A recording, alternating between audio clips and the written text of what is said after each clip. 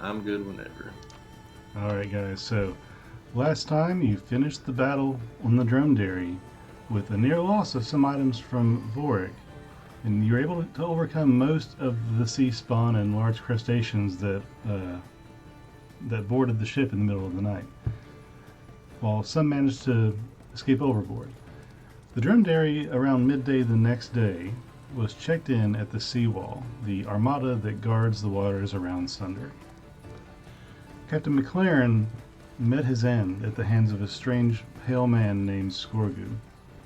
With Jonathan Rose, now captain of the Dromedary, the ship drifts past the checkpoint, welcomed to the waters of Sunder. Silently, the ship is navigated by Captain Rose and Lycan toward the coast that looks like open fields. You're potentially confused for a time until the ship veers north and starts to circle the large island and proceeds towards another small island to the north. It takes a couple hours, in which time Crops, the cook on the ship of the Dromedary, starts to bring out bags and hands them to different crew members. One seems one for each. After a minute, he takes an armful of bags and walks over to the side of the ship. He pauses for a moment, places the bags down on the deck, picks up a single bag and looks at it solemnly, and tosses the bag into the water. He then pulls out a silver flask from inside of his tunic, unscrews it, and pours some over the banister before taking a nip and putting it away. Crops walks up to you, Ugbor, and offers you a bag without a word.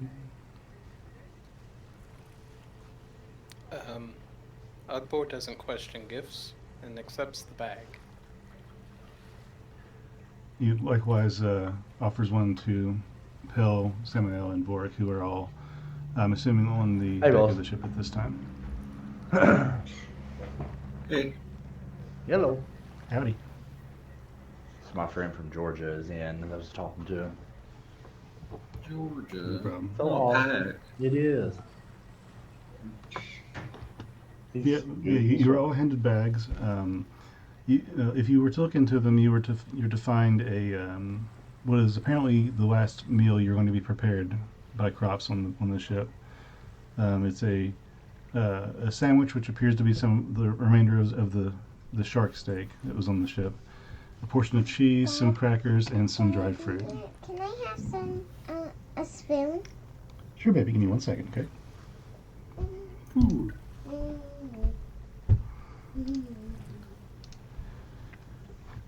Short while later, the ship begins to go into the inlet between these islands. In this channeled area, a pier begins to creep out from behind some hills that make up this little gulf-type cavity in the channel. It's deceptively long, forked at a great distance, followed by a third pier. The ship makes its way to dock at the closest pier. The deep water harbor dominates the urban sprawl of this bustling, arid coastal metropolis, its spires gleaming in the sun. The city extends from ragged coast to the peaks of the craggy hills to the south of it, cramming itself inside of the 100-foot sheer walls that are the faces of the interior of the city. Thousands and thousands, comprising myriad cultures and ancestries, live and toil here, filling the streets at all hours of the day. Ships and trade caravans from neighboring areas arrive day and night hauling goods, both mundane and exotic. The browns and beiges of the backdrop of the city make the colors of the people, their brightly colored clothing, the decorative tapestries and flags pop in contrast. You see the purple and white flags flown on top of the high points of the buildings against the sky, and a giant version flown vertically from what seems to be a large bell tower just inside the coast of the city. It's draped over the center of the building, bearing the 5 white circles on a field of purple.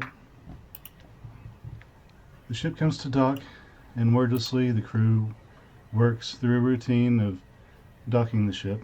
Once the ship is secure, the crew lines up in front of the captain's cabin where Captain Rose has moved the table from the bridge of the ship and is now going through a ledger and handing out bags of coin as people line up to receive their wages for the trip they've just taken. What are you guys doing? Buckboard's trying not to pee himself after watching some dude get shanked. They'll just start eating the sandwich. Oh my goodness. This is really good. Really tasty. I'm gonna miss his cooking.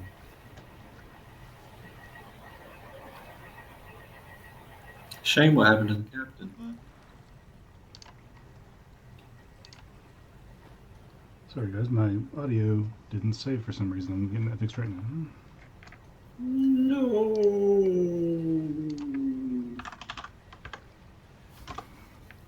Yes, Pell.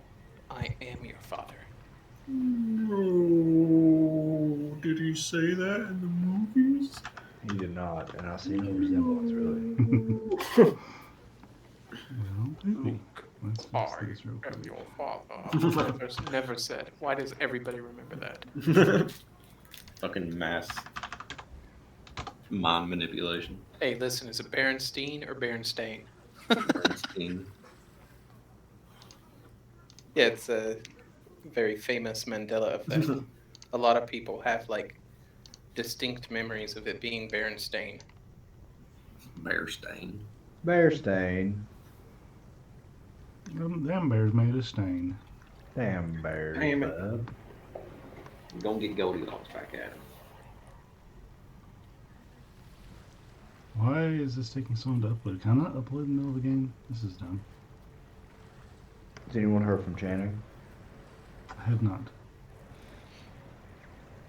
While Dustin is sorting that out, I'm gonna go pee.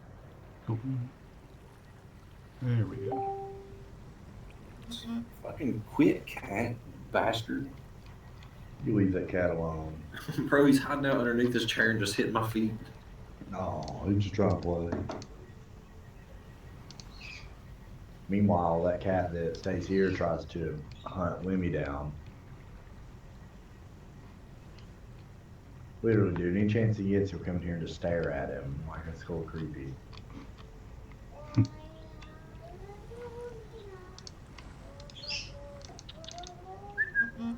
That fucking dickhead.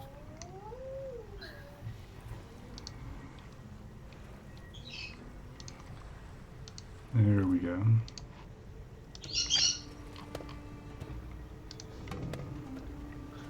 Hey-ya, hey-ya.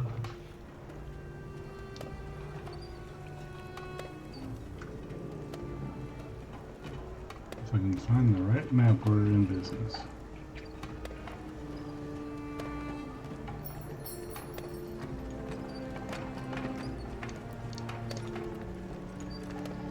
Alright.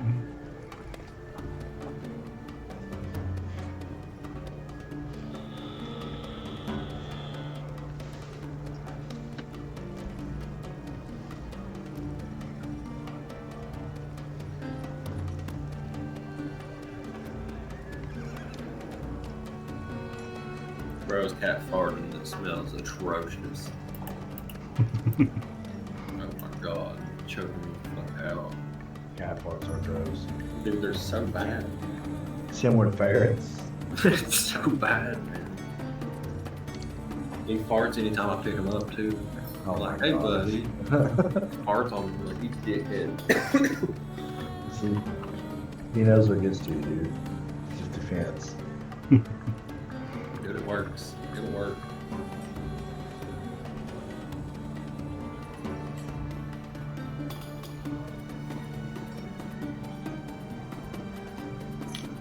I'm back. Alright, well you guys are aboard the ship of the Dromedary, docked in one of the three piers of the arid city of Sunder. What are you doing?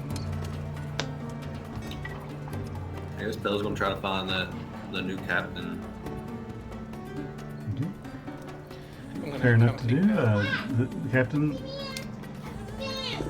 Okay, hang on. Captain Rose is aboard the. He's on deck, and like I said, the crew is lining up for their wages, and there's only about 3 more crew in line at this point. How'd you get locked in? Same, I'm just gonna follow Bill. Same dude, same. Everybody trying to get paid. Ain't in the world.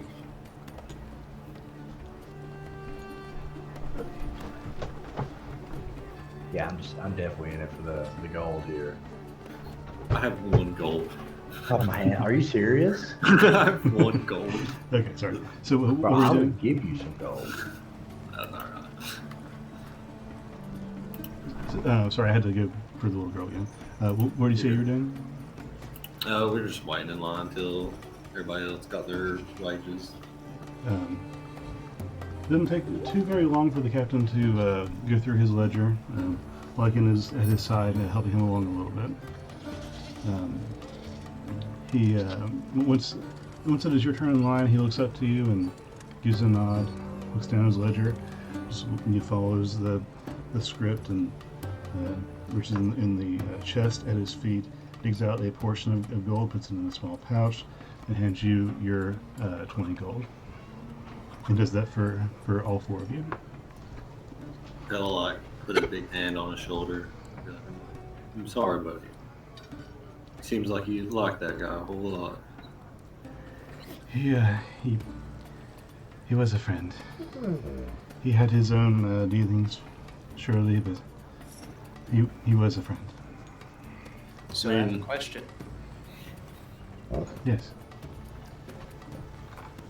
How do we get back at him?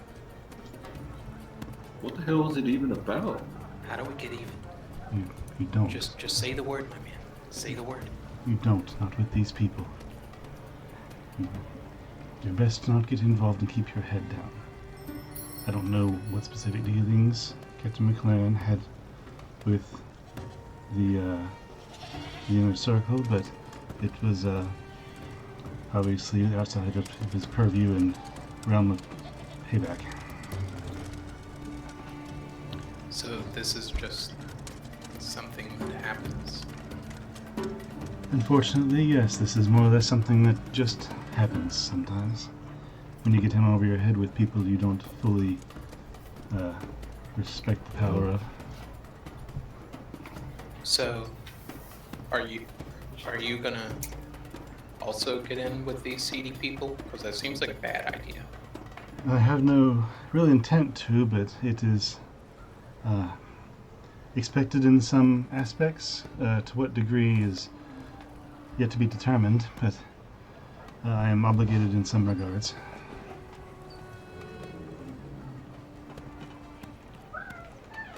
Trust me, it's fine. It's something that's it's over and done with, and I will make my bed in the future for myself. Do you have to deal with these guys anymore after this? All captains of ships transiting must check in with the Armada and in some instances the Circle, but as long as you do what you're told and don't try to obstruct anything, there shouldn't be any real trouble. The circle. You said the circle. What is the circle? The inner circle of the cog of the city. It's I need to get my pen out. What was that? It's the inner circle of the cog of the city. He's the master of Sunder, the representative of any political discourse or anything. The one who's in charge of the whole show, so to speak. He has an inner circle that advises him, keeps him informed, and makes recommendations. And I don't have the knowledge of who is part of the circle, but I can only assume if they pulled rank on one of the captains of the Armada that they are of that nature. Well, And hopefully you don't get involved with that stuff, because that guy didn't yeah, seem... let me tell you, that seems like a good way to retire early. You get my meaning. That's the plan, is to, not be involved. We'll see. He, Keep your nose clean, buddy. he politely dismisses you, at least a little off to the side, so he can serve the other members behind you in lining their gold. And after Helionaka gets her portion, she takes the covered now box that is under her arm and begins to walk off deck of the ship. Behind her is Wintermoon, who, upon getting her portion, takes Vorik to the side just a little bit, and you guys can still hear, and whispers, hang on. Hang on. Oh boy, very cool. And she takes Vorik to the side and whispers, meet me at the bell tower at sundown. Until then, it is best to keep your head down if you know what I mean. And she reaches behind him and pulls his hood over his head, and then walks off the ship.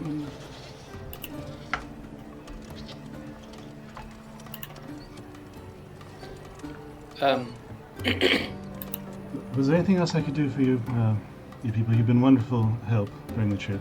If you ever need work, I may call upon you again if our paths cross. Yeah, if our paths ever cross, it's going to require me to get on a ship. And I don't know if you've noticed. I've done a good job at hiding it, but I don't like ships. Well, to each their own, but you've done a very fair job here. And it is appreciated.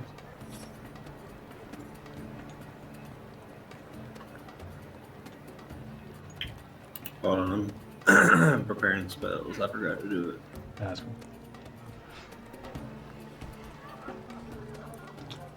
Yeah, so make sure everybody to add the 20 gold to your inventory, because you've been paid. Thank God.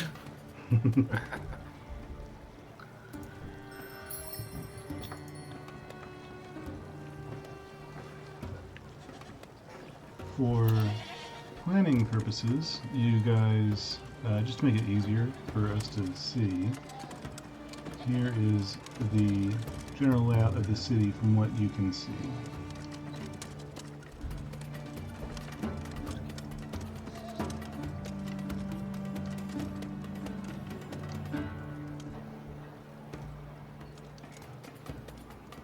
And for our purposes, you guys are here at the dock.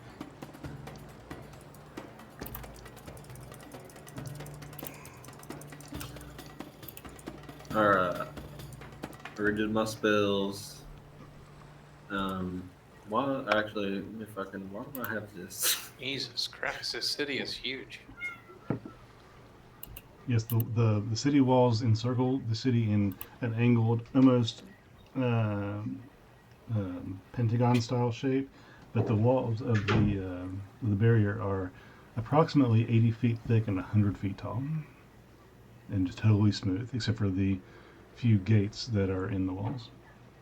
Dustin, did you have a reference for drawing this sheet, dude? No, I did that freaking in like 16 hours of straight drawing because I realized you guys didn't have a map for the city, and that was bad. Wow. You did good, dude. Like, things are even organized into, like, loose blocks, which is often what happens in specifically medieval architecture. Mm-hmm. That's so cool. So we're here. Yes, you are there, specifically up here on the furthest pier. No. So Helionaka, is she like still on the ship? No, she got off just a moment ago before Winter Moon got paid and talked to Vorik real quick. So she is walking down the pier. So I know Channing's not here, but will we still use his fucking group chat? Yeah, that's fine. You wanna like roll a d8, see how long we have it for?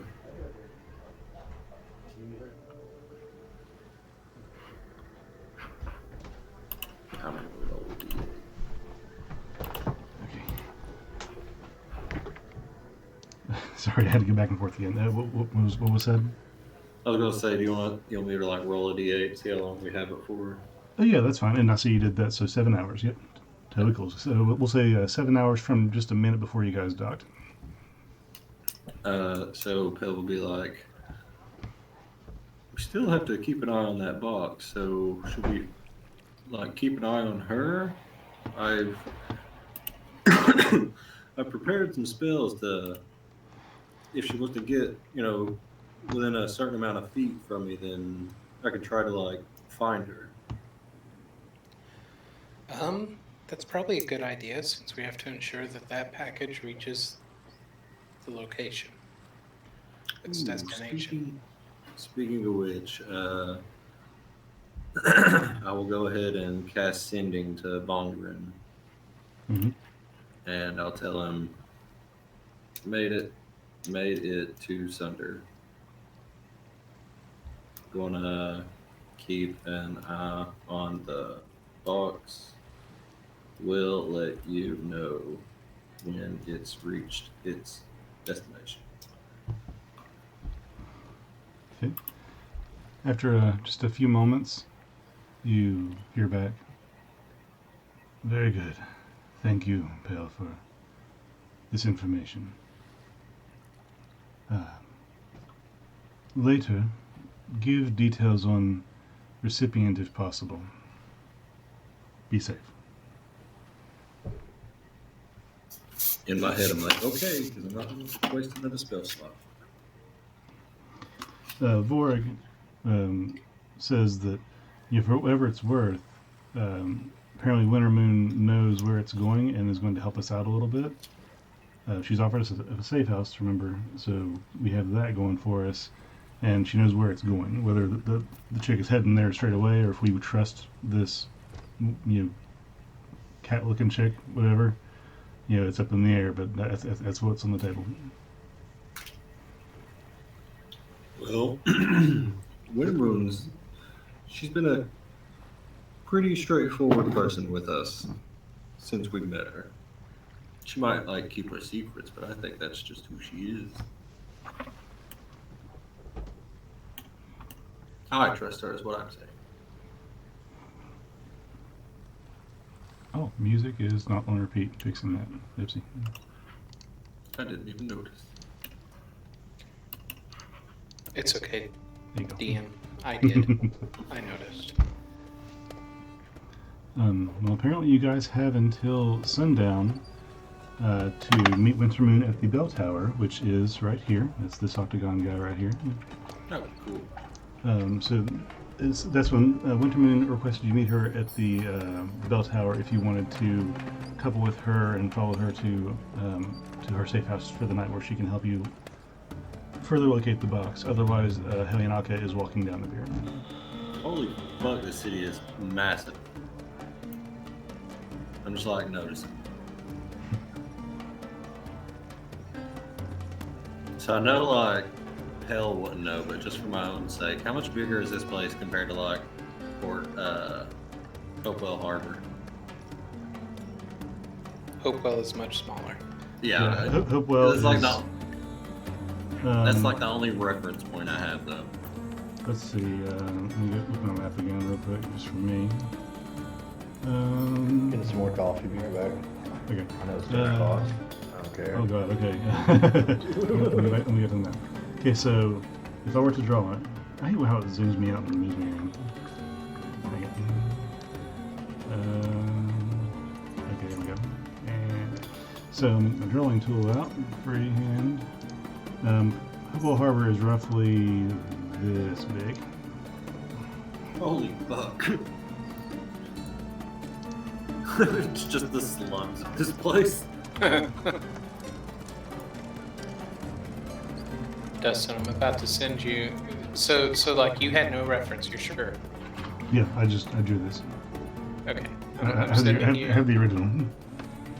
I am sending you a screenshot of Rome in its more urban times. It's gonna blow your mind. You kind of nailed it.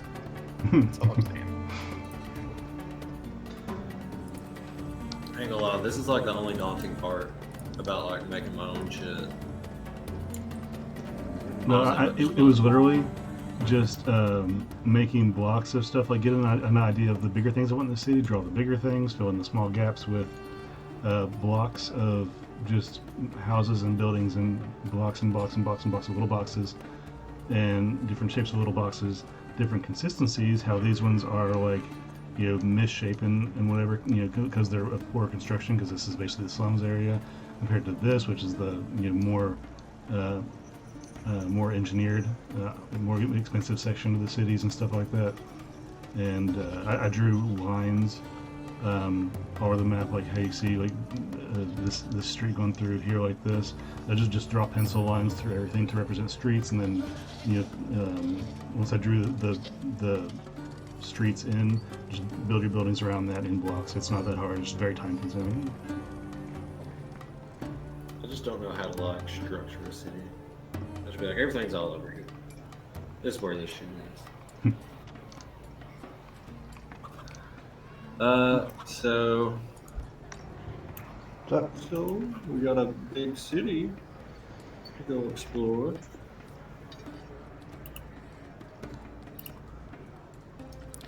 Yeah, we don't have to meet with Wintermoon for several hours still. Yeah. I just got money, but I don't want to spend it. I'm a very poor man. Well, So, a little. How do you not have any money? Well, when I went and made my rings, Yeah. I had really big fingers, and it cost a little bit more. Yeah, it's 2 platinum cock rings. Yeah. Wow. I think I gave one to Cody already though. What? What? I gave you a ring forever ago because I used it to cast a spell through it. I think you did actually. Yeah. yeah, but listen, it only works if you wear it on your pee-pee. Oh my god, is this real? This is true. You gotta commit, buddy. Wow, okay. Do you want that bonus to your AC or not? You drive a hard bargain.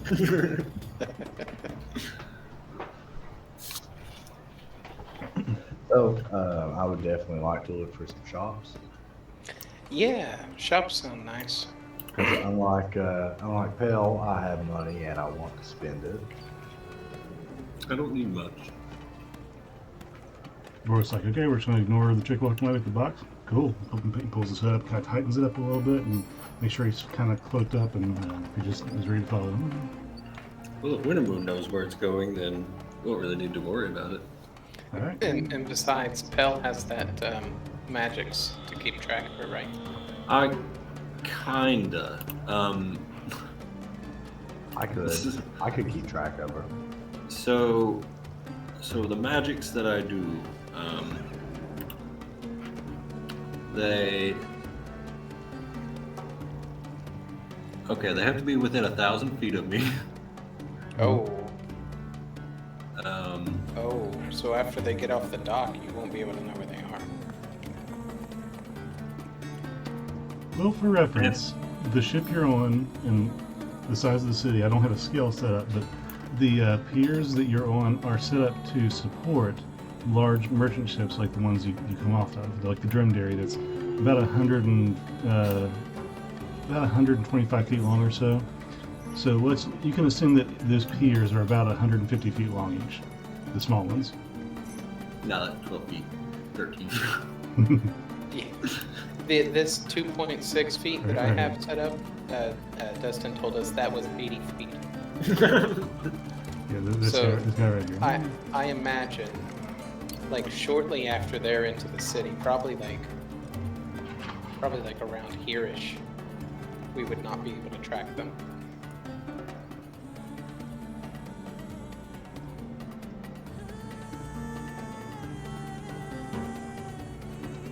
Now, what we do know is this, though. Wintermoon is meeting up with us here later tonight, and she knows we're following that box.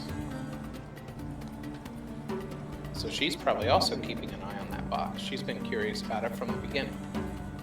Yeah, that's We what could- I was saying. Like she knows about it. She's not tried to do anything about it that we know of. Right. So we could get some information on that from her. Maybe. Hmm. Do you got any insights, Sam? So I could keep track of her for an hour. We just couldn't take very much time. Hmm. Had to be quick about it. If you, well, does it take a lot of power to use that, buddy? I mean, depends on how much we need to do this, how important it is. I was gonna say if you could do it and we at least know where she's at, we can keep an eye out on it, and then if anything, if like once your spell runs out, then we can just go back to that location and try to find her after that. Yeah, so I mean, there's really no limit to how far it can go. So there's really, so I'm not really worried about. I'm not really worried about it not being like enough to, for what we need, I guess. But I mean, yeah, I could use it if you guys want. Who could help us out? I wouldn't want to put you in a spot or anything over it though. No. Just if you can keep a concentration on that for a little bit, then like before it runs out, if we know roundabout where it is, then we can run nearer to where she's at, and then I can cast my spell and just find her after that. So she was close, anyways, right? Right now, You know that? she's probably still on the boardwalk. Okay. Well, I'm gonna go ahead and cast Arcane Eye, and can I use that Dustin to like follow her with? Like, I know I can make it move, but Yeah, I mean, what's the range on the spell? Like, how far can so- I go? so it says there's no limit to how far away from the eye I can move. Mm-hmm. Let's see. I'll cast it in here. Let's see. I'll at least put it in here so you can read it. That was counterspell. Oh, my bad. Either way's fine. You counterspelled your arcane. God. What happens then? You can build my spell, which can range within range, so you create within 30 feet, which can hover in the air for the duration. Duration is 1 hour with concentration. Mentally receive visual information from the eye, which has normal vision and dark vision at 30 feet. The eye can look in every direction. As an action, you can move the eye 30 feet in any direction. There is a limit on how far you can move the eye. You can enter their plane of existence. Solid barriers block. Okay, yeah. I mean, it doesn't describe if the eye is immaterial or not, like if it can be seen. It says It It says- does. it says It's invisible. invisible. But the, Oh, the see. question that I have is this, and maybe this is neither here nor there, but this seems an awful lot like an attempt to scry. So if she has any kind of anti-scry token, this might not work. well, You can roll Arcana on that if you want to. Yeah, but if you get in casting Arcana, Sam, you can totally do that, and you can have it go in any direction, and you can command it to go 30 feet ahead of you every 6 seconds. It walks the same speed that you have, and you have that for an hour. So make of that what you will. so about what Ugbor said, see with like scrying, like you're actively like using magic to find that target, With this, it's kind of like just like a fucking drone camera. Mm-hmm. It's kind of like just following her around. It's not like specifically like targeting her. He could like move it around and like make it look at somebody else at any point. With scrying, it's like focusing on magic, that person. Yeah. Oh, okay, yeah, okay. Because like the person that you're scrying on has to make like a wisdom save and shit. Yep, this just exists. Yep. He knows his magic. So yeah. So I guess I'm gonna cast that, and I'm gonna keep an eye out. Literally. Okay. Are you going to have it trailing Winter Moon or Helenaka? What was your plan?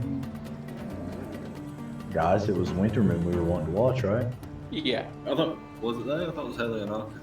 Oh, it is Haley and So I. let's see. That's why we didn't make any hasty decisions. Look, listen, I'm a half orc. I got what I got, man. It's okay, buddy. We understand. We don't trust The fact that we're all talking right now inside of our own heads is still kind of freaks me out a little bit. Okay, Just so so you know. yeah. You say Helianaka, is that her name? Yep. So yeah, I'm gonna troll her. Keep an eye out. Okay. And I guess we could just go into the city at that point. Well, Sam keeps an eye out on her. Can I walk and stuff while doing this? Like it says concentration. Yeah, totally. The concentration breaks on you if you take damage in any way, or if you cast another spell that requires your concentration. Awesome. Yep. Everything else is cool. But even then, like, I think you got Warcaster, Cody, so you have like advantage on shit I do to have hold your Warcaster. concentration. I do indeed. All right. Well, Cody, you cast Arcane Eye, and you have the focus, so the bat fur doesn't matter. Yeah, okay, just checking. You cast the eye, it it's invisible. It doesn't show to anyone. But as soon as you cast it, you have like double vision. You have, and it's not, it's not double vision that messes with your brain in any way. It's like you can see everything in front of you, and you're actively conscious in your own body, but you also have knowledge and understanding of everything this eye is seeing that's 30 feet ahead of you. And while you guys are talking, you maintain focus on this and having it trail behind the elven robed lady who is walking down the boardwalk right now. I'll be right back, guys. I feel like Sauron at the moment. I mean, yeah.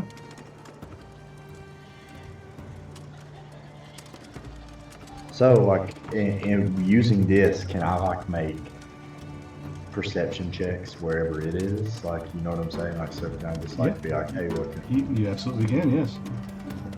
awesome. And for right now, you see her. She's just plainly walking down the boardwalk. It's quite a ways. It's several hundred feet long. This boardwalk is. There's a couple buildings through there. There are people walking all over the place. This place is very, very busy. There are several ships docked, and people are loading, unloading. There are warehouses and shops in the middle of the boardwalk that seem to be, selling primarily ship repair materials and basic fishing supplies and things, as well as being a hub of archivery for the transit of materials for commerce and things like that. And she's walking down this pier at that point, so that's what you see as far as that goes. Okay.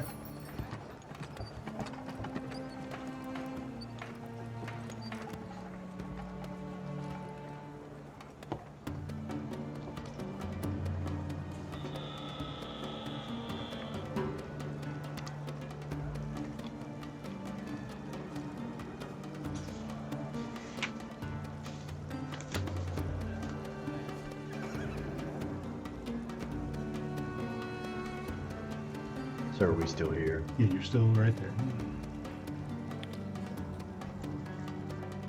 Boris, Sam, I know we're on Matt to get back, but are you guys going to just start walking town? Yeah. I'm keeping an eye out for like town. What are they called? Town friars. Okay. Just some information. Yeah. Gotcha. That's not like a good idea. Maybe ask your guard.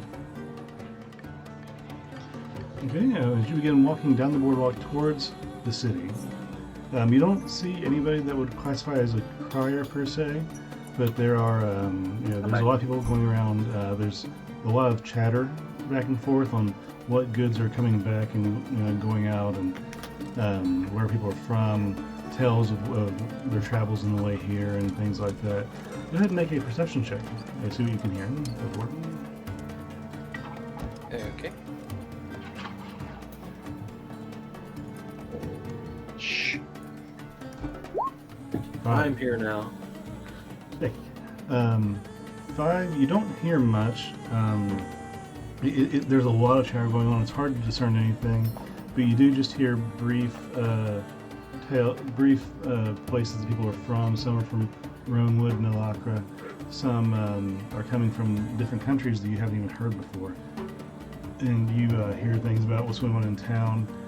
Words you catch are theater, fighting pit contest, and just general talk about the collectors in the area and how terrible the taxation is and things like that.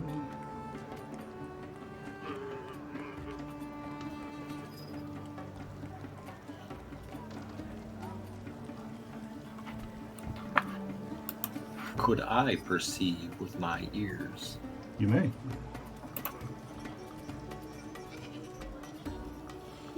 I perceive. 19. Pell, you're a little bit more perceptive, being a little taller and your ears quite a bit bigger.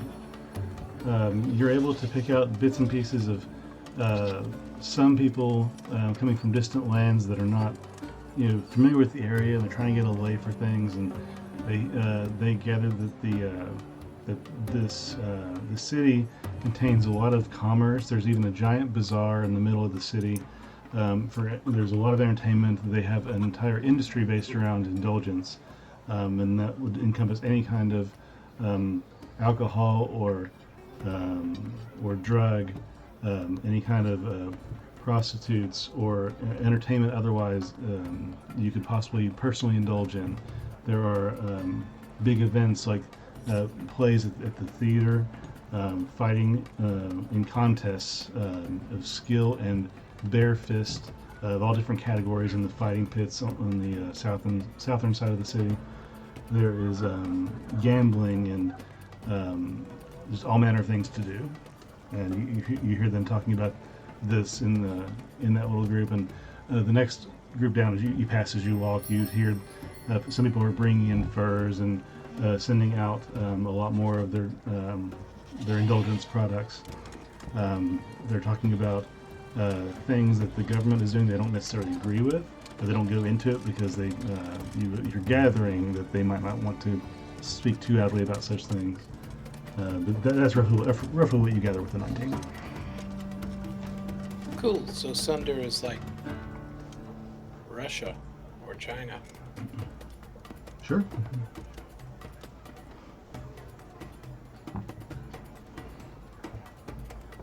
Oh, Maybe. I've never lived there. I don't know. My cat is making fucking biscuits on my thumb right now. Bro. So she said. Sorry, that was immature. Quit it, cat. Quidditch cat.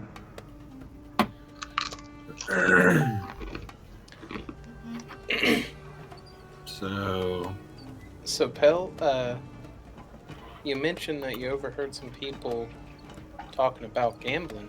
You want to go try to turn your 20 into 200? Well, Here we go. I'm not very good at games, but we can Dude, put that in try. Bitcoin, you can turn 20 into like 15. I've been feeling pretty lucky lately.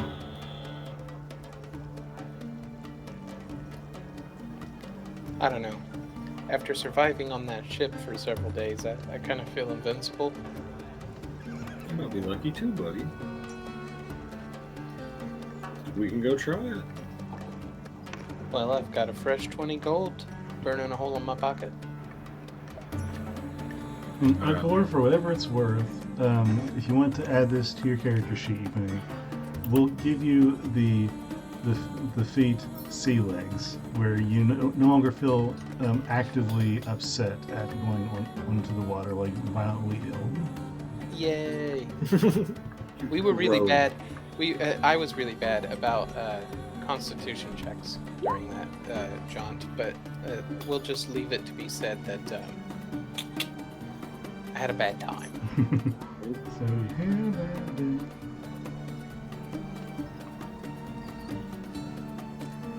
Gotta see them legs. Let's see him. They go all the way up, dude. They're made for walking. Have you guys tried hot Cool Ranch Doritos? Flaming hot. I have. No. I like Cool Ranch Doritos too much. Well, they're honestly really good. You know how But they they're have really those like fucking hot. they made those 3D Doritos again, Yeah, Yeah. they're awful. but they've only made them for like spicy Cool Ranch and it's like chili cheese or some shit. And fucking, I got one because I thought it was like just regular, like Cool Ranch. I was like, hell yeah. And I was eating them. I was like, why's my mouth burning? Why burn? There's no custom feeds. Okay, I'm just gonna put a note in my description. Cool. So after a while, you guys eventually reach the end of this long boardwalk of sailors and tradesmen and everything. Not quite there. We're more like over here is where you're at. But wait, I'm on the wrong selection. Damn. You're over here. Yeah. It did take you that long to walk from here to there. Yeah. But as you reach the end of the boardwalk, it turns into a brown stone, basically sandstone that transitions the boardwalk into the city. There's only a certain little small area that looks like it could be beach-like, and that is over here on this side of the boardwalk. On this side, areas over here, and as far as you can see down over here, they're elevated a little bit, and that area is actually stone that has been, made this way by nature and crafted into these docks, into these shapes by the people of Sunder, allegedly, apparently. But as you reach the end here, you transition onto the sandstone streets of Sunder, alliteration and intention, and you see that in this area there is just a large amount of big warehouses that dot the area in different facets, different makes. They have different shapes of doors, different size layouts, and there's people going in and out of these giant bay doors that are carting in and out a lot of material. There's several what seem to be warehouse managers on hand that are checking people back and forth, taking notes of what's coming in and going out. And there's people running about in every direction right here. Ooh, it's busy. This is a lot of people, guys. Maybe we can get some information on where to find some shops. So where are you guys going? Well, if I recall correctly from what Hell overheard, that is one. Let's Which go. one? Which one? Oh, that one. That is a pretty Yeah, big place. Ibor is pointing to the middle of the city, which is almost like the theater in Sydney is just jutting over the horizon in this large, weirdly shaped building that has roof flowing over roof, overflowing roof, that is appears to be giant buildings that have been hodgepodged together. One was built, and then they built on another extension, and another extension, and it's just different shapes and colors. The roof is made out of different materials, some thatch, some tile. There are very few windows, but it seems to be largely open air, like it's just a large pavilion that has an awning of a solid roof over it, and it's just there imposingly over the middle of this front of the city that otherwise would be what seems to be a city square. It's one of the flattest spots in the area, and it just houses this massive building. It is quite intimidating, but somebody there should know something about anything. I like your thinking, Pell. I want to gamble.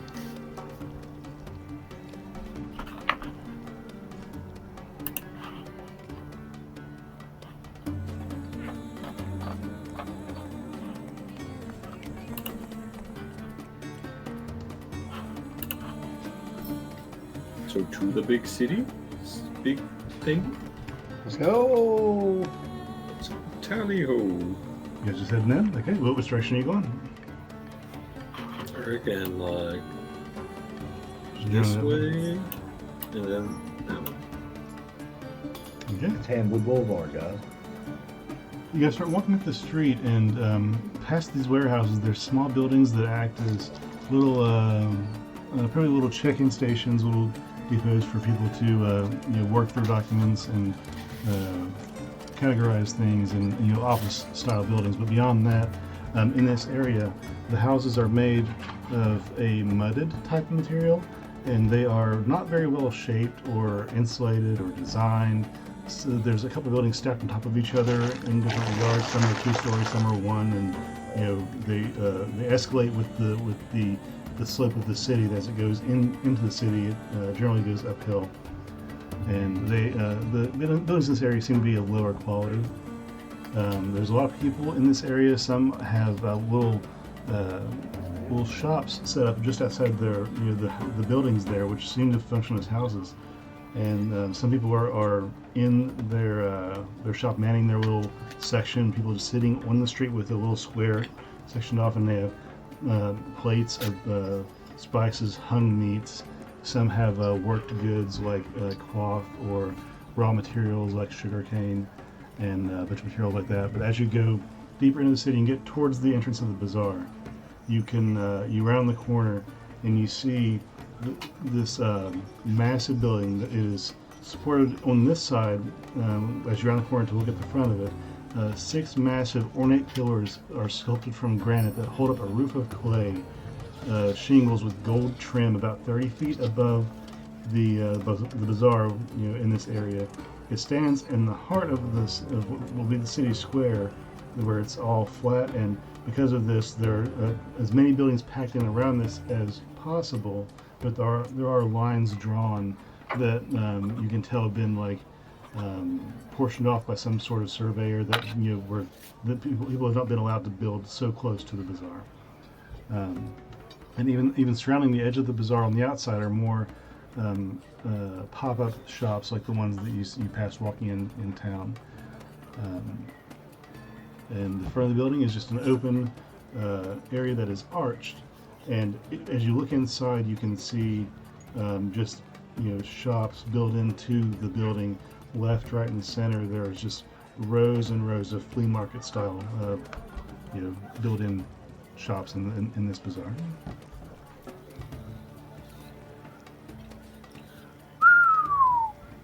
What a doozy. One second.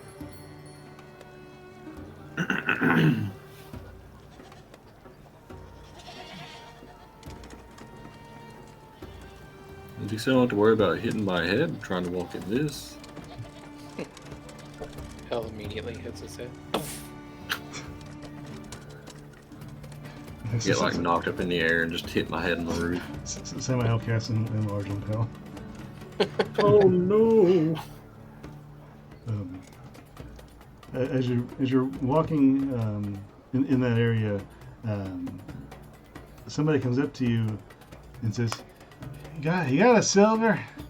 You got a silver? I really could use a silver." And you turn around and see this strange-looking man. He's not wearing very many clothes, and the clothes he's wearing are very tattered, and he's very dirty-looking. His hair is matted in some areas, and he's looking at you while holding one of his eyes. What's wrong with you, buddy? Hey, I need a little bit for some scratch. You got any silver? Just one or two? Any change? Anything spare?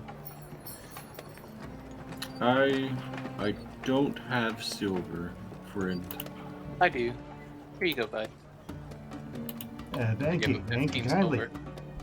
And he takes whatever you have very quickly, and then turns around and walks off and finds somebody else. So, you got any silver? You got silver? And the person you see behind you, he goes up to a gentleman who is relatively tall, and he has his hair slicked back. He has a goatee that's very well manicured.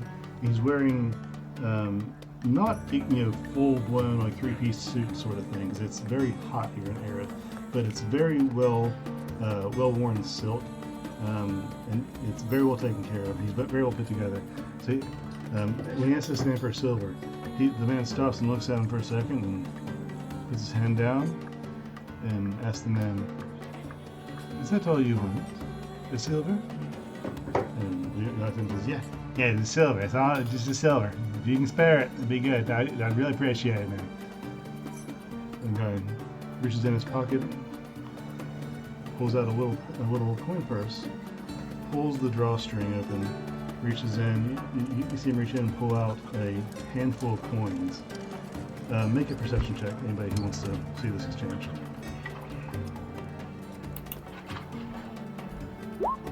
God damn it. Lidbor, you see the man pull out a handful of coin, and it's primarily platinum. This man is holding a handful of platinum and golds, and he's picking through and pulls out a silver, and he takes the rest, puts it back in the bag, and hands over the silver very intently to the gentleman who is watching the guy's bag. and he hands over the silver. The guy takes it carefully while not losing Ike's side of the bag. The man says, "Life, so we'll give you any price you ask of it, as long as you know the strings to pull." And he pulls the drawstring on his purse and puts it back in his pocket and walks away. And he walks your and this man is walking Take off in your your direction. clothes. Go ask that man for silver. And then when he asks if that's all you want, ask for platinum. Oh no. This gentleman is walking in your direction. If you won't, I will. I'm Do we doing take this. Do we rip your shirt off, buddy? I have to make, I guess, like what? A stealth check to see if I can disrobe in front of this man without him knowing? Okay, you're going to attempt to take off your... Are you wearing armor? I am. I'm wearing a breastplate. Okay, you're wearing a breastplate. I'll note that up. Hang on.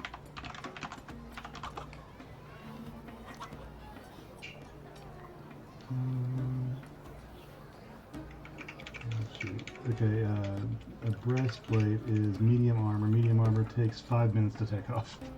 Ah! Oh, no, sorry. It's 5 minutes to don, 1 minute to take off. So it's not taking a full 60 seconds to take this armor off.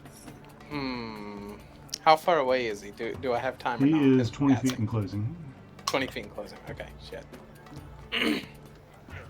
Anybody got any witty suggestions to steal that man's purse? Well, I'm not really. Hell, Not the really man has this. platinum and was going to give it to a beggar. I mean, So by this time, the man has reached you, and he eyes you over just quickly and nods. Evening. have a platinum. The man passed you just by a step and a half and stops, and turns. Pardon? So you can give that guy some silver. Can I have a platinum? He thinks for a second and smiles.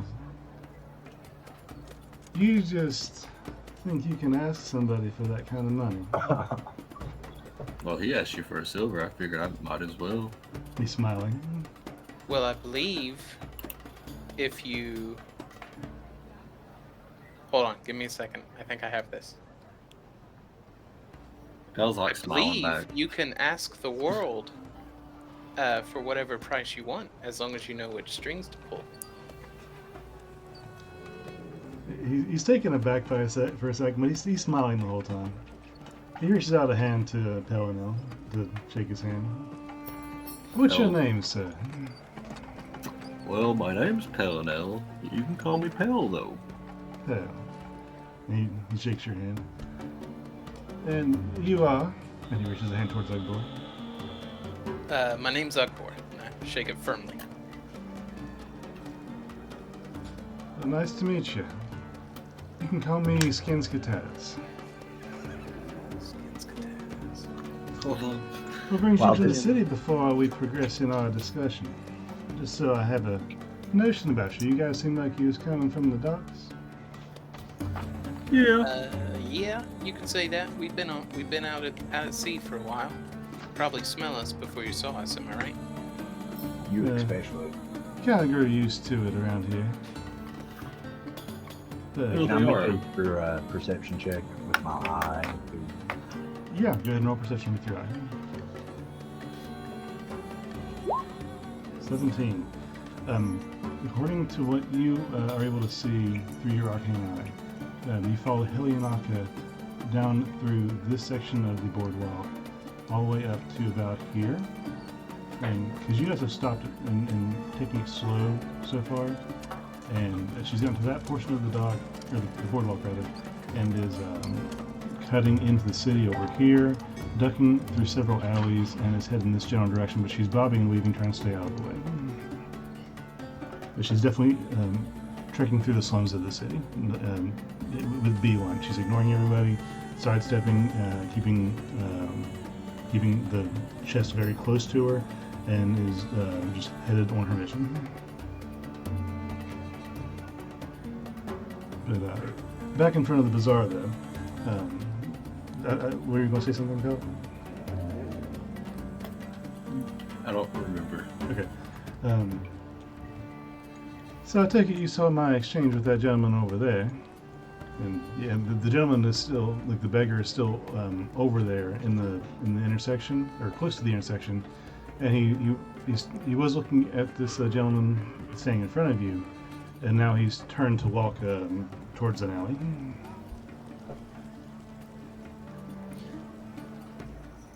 Huh. I nudge Pell. That's your cue.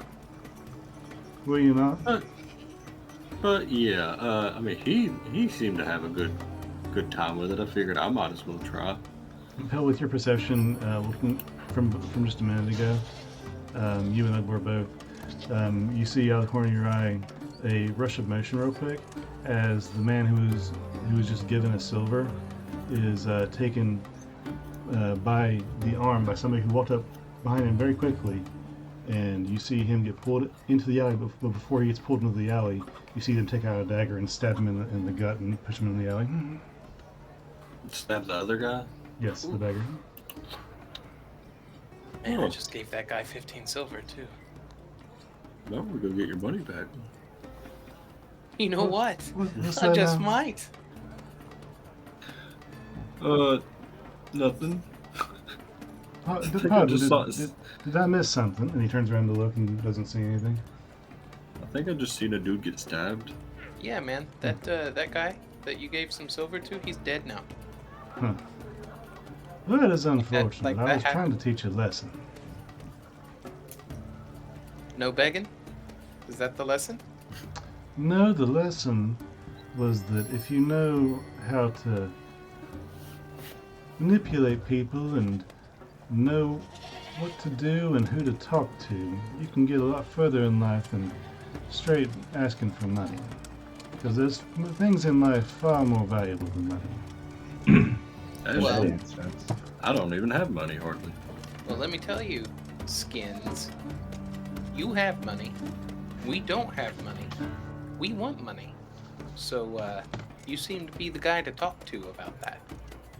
Well, I'm one of many people who are well off in this area. Are you looking for work? Because I can point you in that direction, or do you have certain skills to offer? We're pretty tough. So See I what we can find hire some- sell some swords by people. the barrel. I use a hammer. I don't really use a sword. You talking Sorry, that's- craftsmanship or in battle? In battle, I wish I could tinker, but it just eludes me. Well, if you're, tell you what, get your legs about you, walk the city a little bit, figure out what you want to do. If what you want to do doesn't seem to fit your current path, if you need some direction, maybe a little help, just why don't you come see me later? Give yourself some time to adjust to the area since you're just stepping off the boat, quite literally, and maybe we can talk later. You got any place in particular you frequent? I frequent all around the city.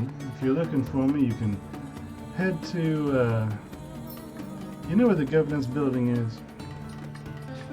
No, Okay, we well, just got here. well, I didn't know if you had a history about the place. Things hold out a hand to, if No, it's all right. sir. But if you head up this way, up this street here, go a little north on the city, take a right, and he points you in the direction of this building right here with the 5 pillars surrounding a single centralized tower. Okay. Yeah, if you head to the governance building over there, you can ask for me by name, and any of the people in there should be able to point you in the right direction. It's just Alright. if you need me. If you can find your own path, that's just as well. But I'm here to help for those who need. Well, you seem like an interesting guy, Mr. Skins. I appreciate it. I like to think myself that way as well. Alright, you have a good one, sir. You too, my man. He turns around and walks into the bazaar.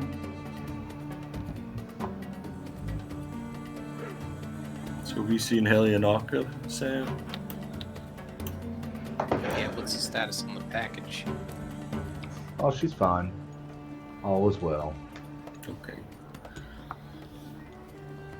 Well, I'm pretty sure that guy stabbed that homeless guy, but Yeah, Yeah, I kind of want to totally. go and get my money, dude. I totally considered pickpocketing that guy. He doesn't need it anymore. I think he meant the skins.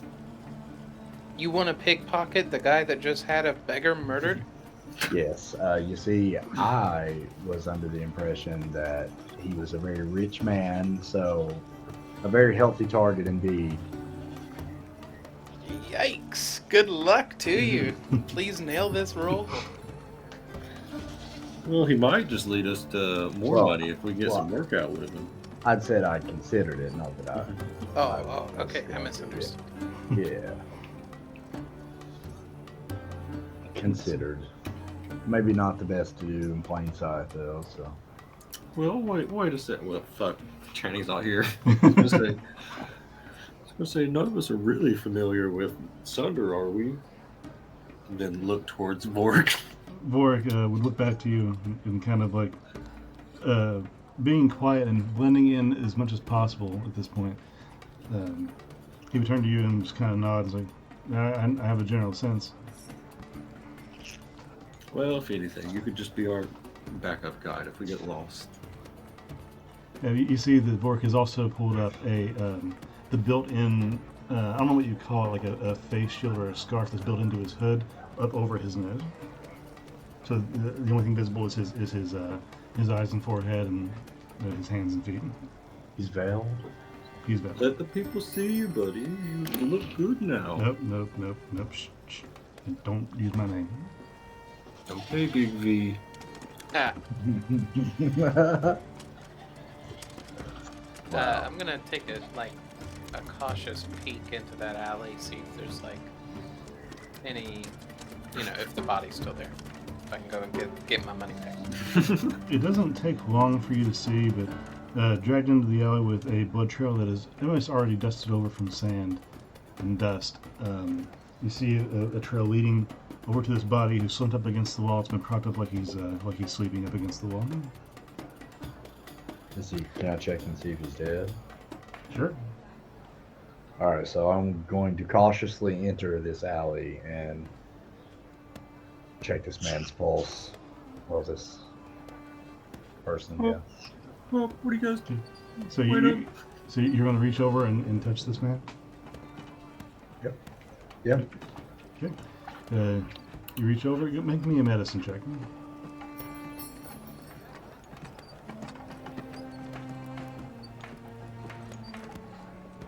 Hold on. 13. Yeah, it's super easy. You go over and try and put your hand on his shoulder. He doesn't respond. You put your hand on his neck, and there is no pulse from what you can tell. And as you apply pressure to try and find a pulse, again at a slightly different angle, his body just falls over, and you see blood just pool out of him onto the ground. Well, no, I'm no medic, guys, but this dude's fucking dead. He looked like he got stabbed pretty good just before he got dragged off. Well, About the pockets, are the pockets dead?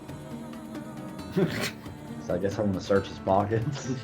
Well, fuck. How did I get drugged into this? Make an investigation check. 14. Yeah, you search his pockets. He only has 2. He doesn't have any much clothing on besides the basic stuff. Yeah, his pockets are empty. One of them has been turned inside out. Well, unfortunately, Ugbor, you don't get your silver back. Ah, at least not today. Next time we see skins, I'm gonna ask him for 15 silver. I will be careful, considering this man just lost his life over it. So. Over 1 silver. Over 1 silver. Man, I would give him 1 silver. Why did he like us more than this guy? I asked for a lot more money than this. I could imagine it'd be a lot harder to kill us than it would be him. Yeah, the 3 to 1, and probably also, I imagine we kind of charmed him a little bit. Like, we showed him that we were paying attention. Yeah, considering he didn't even acknowledge me, so I was standing behind him the whole time. So I would have just cut his head off in the street. Yeah, Samael's already dead. Like, he's in that alley right now, getting shanked. Like, No, dude. Samuel's actually a simulacrum, and his real body's dead. I am Snow. Damn. Well, you guys are standing roughly here in this intersection. Where's your direction? We're gonna go into the bazaar now. Yeah, so I would definitely like to go shop. This has been a rather eventful evening. it really has. I kind of like this city, though. Okay. As soon as you step into the bazaar, you get hit by an array of very interesting and honestly refreshing smells. You're used to fish and saltwater for the last little bit. But you're hit by wood, spices, cloth, and craft, glues, and different things, the smell of creation. An array of goods, domestic and foreign, are overflowing the stalls. Local eggs, poultry, ale, along with exotic wines, silks, and jewelries. All of this is just bits of what you can see over the roaring crowd. You hear merchants disagreeing with a potential customer on one side, or the value of sausages, while two philosophers are debating to each other next to an impatient Fletcher who's like complaining that you're scaring away their patrons by being in the way. You smell a sweet aroma as a woman sprays samples of perfume at anyone passing by. There are some salespeople who are hollering at people back and forth. The crowd is milling about in the market. Others seem to be content to just allow customers to come to them in their stores. Both of these tactics seem to work well enough as most stalls are having at least a few customers in them. The market has all sorts of goods: clothing, food, small animals, textiles, tools, and more. What are you guys looking for? Hey, do you want a drink? It's on me. Ooh. I'll take a drink. Bell? Food? Drink? I can never say no to it. This Yeah. seems more like a shopping place than a food and eating place.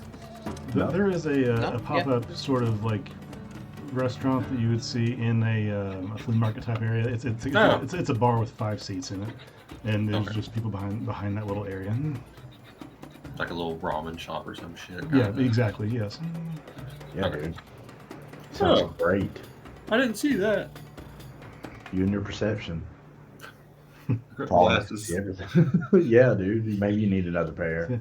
So you walk up. There's a menu board behind the person that's working there. He's busy making drinks and frying some food on butter lane skillets behind the bar. On the menu, there's just 3 items. There is water, ale, and sandwich. It just says sandwich. Sandwich. So, hey, barkeep, what's up? He pulls a pipe out of his mouth with 2 fingers, looks up at you. He's holding the spatula in the other hand he's looking to cook food with.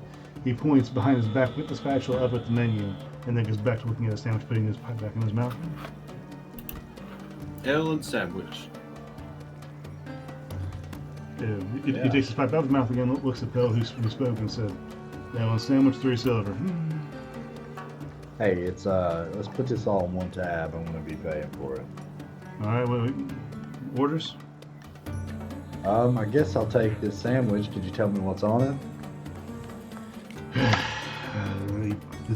He flips the burger or the sandwich that he was working on the grill, and he points to the ingredients that are right beside him: ham, lettuce, cheese. Well, sounds great. I'll take the Ellen sandwich. What you looking for? Yeah, I'll take an ale and ale. All right, totals 15 silver. All right. While this dude's like getting our food and shit, Pell's just gonna get out his little Gandalf pop. Like, well, when in Rome. You're extremely welcome in this area. You're not out of place at all. After a few moments, you're presented with your food and stuff. Ale sandwich, Ale. They're put in front of you. The ales are in cups made of the most basic of tarred wood. It is as basic as a tavern cup can get. And the sandwiches are wrapped in paper and put in front of you with butcher's paper. How many silver did you say it was? 15. Okay, I'm gonna give him 2 gold. He starts to take the money and looks at you for a second. Looks at the money, takes out a dagger and starts chipping at it for a second. Looks at you, Tip kind of man. squints a little bit and puts it in his pocket and gives you an upwards nod. That was a 5 silver tip. Just be appreciative. Yeah, maybe that'll loose his lips.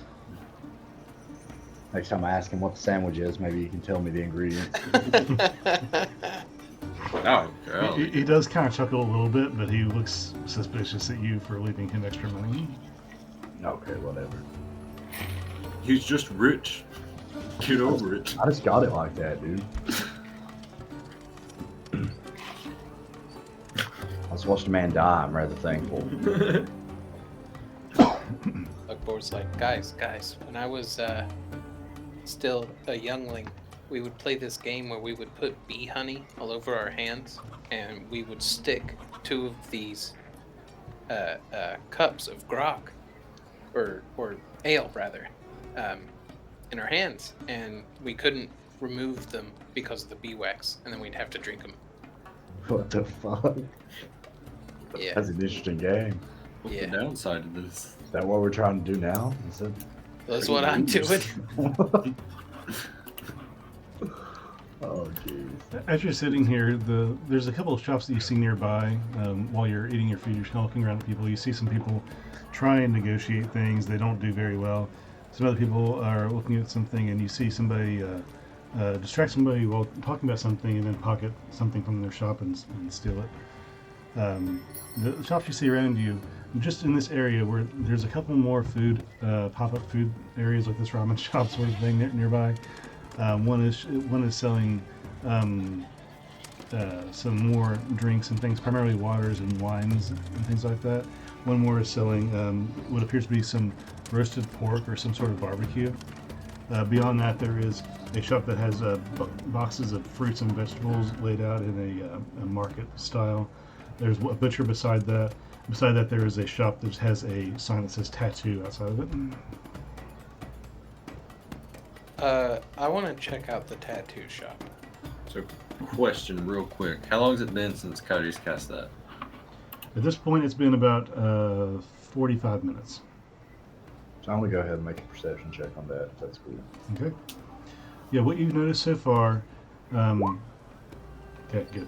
What you've noticed so far is Helionaka has gone from this area to here, crossing the street very quickly to here, up into here, and is parked right here. She has went into a building. This building right here is where she went into when it was a side door she went into. From the outside, you can't tell anything about this building, and she shut the door quickly behind her, so your eye could not follow her inside without trying to squeeze into a crack or something. But she is parked in that building, and you don't know where she'll be on that. Okay, from what I can tell, guys, she's doing okay. Did she have the box on her? Yes, she did. As far as you can tell, she had it wrapped up under her arm, and she was cloaked as well. But you can tell by her inflated silhouette that she was carrying it still.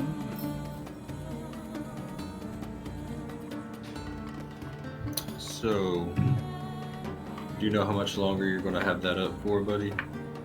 Not too much longer. I definitely feel it fading in and out. I do trust Wintermoon, but would also like to still keep an eye out on our cell. Okay, let's go hit this tool shop up and let's head back. What for? Are you looking at tattoos, buddy? Yeah, people in my tribe would get tattoos, once they became recognized as a man, and I never got that chance, so.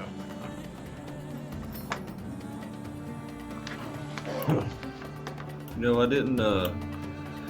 I I haven't learned too much about my own people. I think I was kind of considered an outcast from the way I look. I don't think a lot of furbolgs are as, you know, colorful as I am. Oh, really? Yeah, I think they're a lot more bluish, kinda. I kind of stand out in a crowd with them. So you're kind of like a tattoo. Well, I guess you could say that. Tattoos are cool, pal. So let's go look at some of these. So you going to the tattoo parlor? Yeah, we'll go look at it. Okay. Finishing your food and leaving your cups and stuff behind, you walk over to the tattoo parlor just a little ways further into the bazaar. There's a pungent smoke that wafts from the clay pipe clamped between the lips of the halfling squatting over a barebacked, broad-shouldered man. She's concentrating intensely on the task of tapping a thin stick with a pin on it every so often that she takes a break from her work to take a draw on her pipe and then wiping with a rag. It's difficult to see what she's drawing, but bits of leather strung in frames around the shop show different intricate designs of flowers, fish, animals, tribal designs, and there's a few hangings on the walls of different pieces of art by different people. There's drawings and paintings. There are some even little statues and things decorating the area. It's sectioned off into different sections that have tables in it, and there's another small halfling working at the front. Sup? Sup?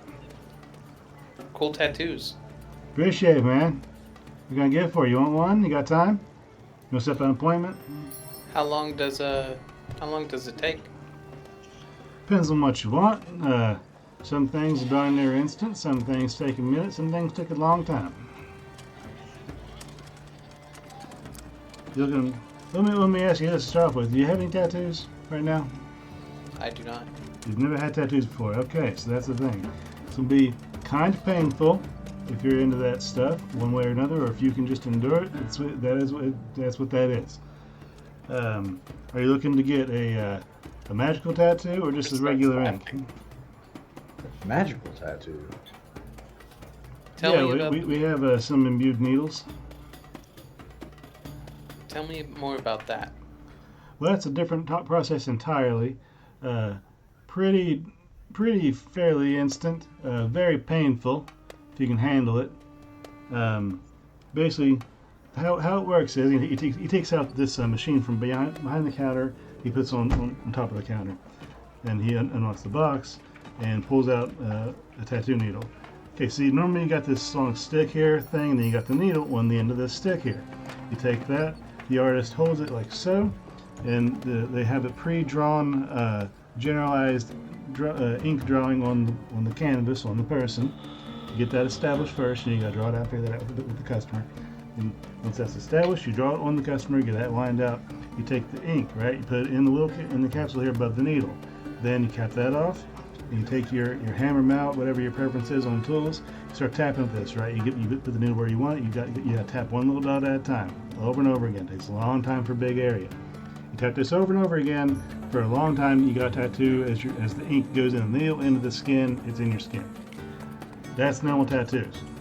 Magical tattoos, however, and he's doing a lot of hand gestures while he's doing this. Magical tattoos, however, he goes behind him on the wall, takes the key out from a long chain that's attached to his pants. He unlocks the cabinet, and flips up in the glass, and you see now in this glass there are 4 different long rods that they have like a forked end on them. The rods themselves are like a very smooth, thick bar that are about 1.5 feet, almost 2 feet long. On the end of it, there's 4 needles. He says, "All right, so with these kind of tattoos, you take this long bar here, and you take it like this, and you impress all 4 needles directly into the subject. And the tattoo takes its own form. You don't get to pick that design. Sorry about that. That's how it goes. Put that in. As the magic is imbued, the actual needle itself, the big rod, the whole thingamabob, it just dissolves into ether and goes into your essence, into your body, and appears as the tattoo. it kind of the combination of what you desire and what the magic is imbued with kind of helps figure that out. But once that's all done and set, you gotta give it like about an hour. Focus on it kind of hard and think about it and really understand what has just injected itself into your body in essence. And once that's all settled in, you take your time, take a smoke break. After that's happened, the designated effect will be imbued. If at any time you decide to unattune yourself to such a magical object, because it is still technically an object even though it's magically in your skin, if you decide to undo that at any time, it will wash away and the rod will reappear nearby you, probably on the ground. Something, if you're just standing around, it'll just you kind of follow the ground.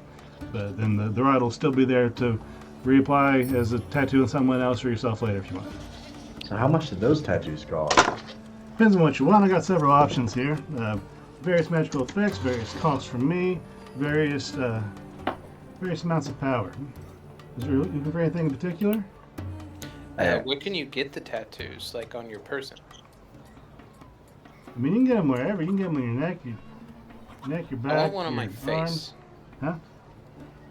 Yeah, like right here, and a boy just like smacks his face. He's going through a Sure. phase. You have Sure, a if you midlife want. crisis, buddy?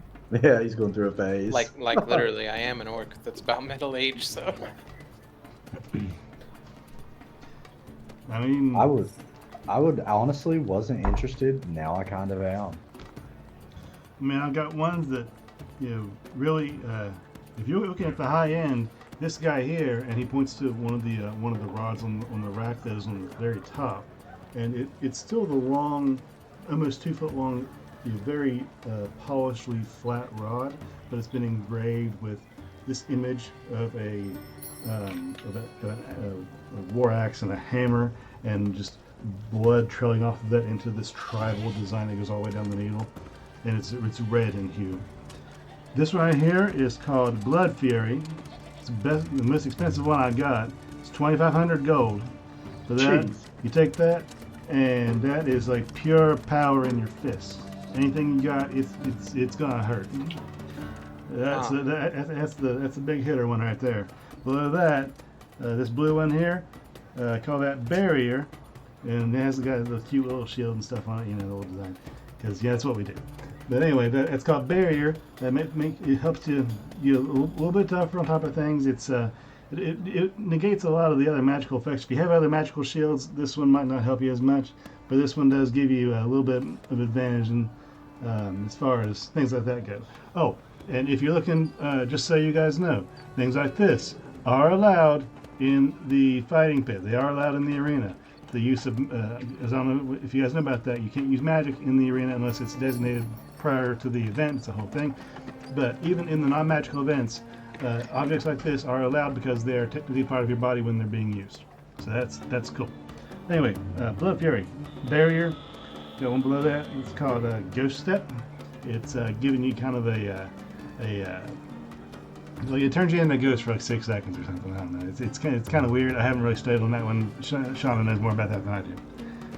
Last one here on the bottom, the purple one. That is that's the Eldritch Claw. It gives you a little bonus thing when you're trying to fight somebody as well. A lot of things around here about fighting, because we have to fight bits, and that's kind of a big draw here. But the Eldritch Claw is kind of like I don't know, man. It's just a little sleight of hand. You get like those little rubber hands you can get like at a kid's shop. They're elastic and kind of sticky, and you just give it up. You flip them to 6 steps, kind of like that, but instead of that, it's like a claw on someone's face. What the hell is rubber? Huh? So what the hell is rubber? You know what rubber is? Like it's used in a lot of tar and things. I know what tar is. I don't know what rubber is. Yeah, it's like Yeah, they solid get it tar. from You trees.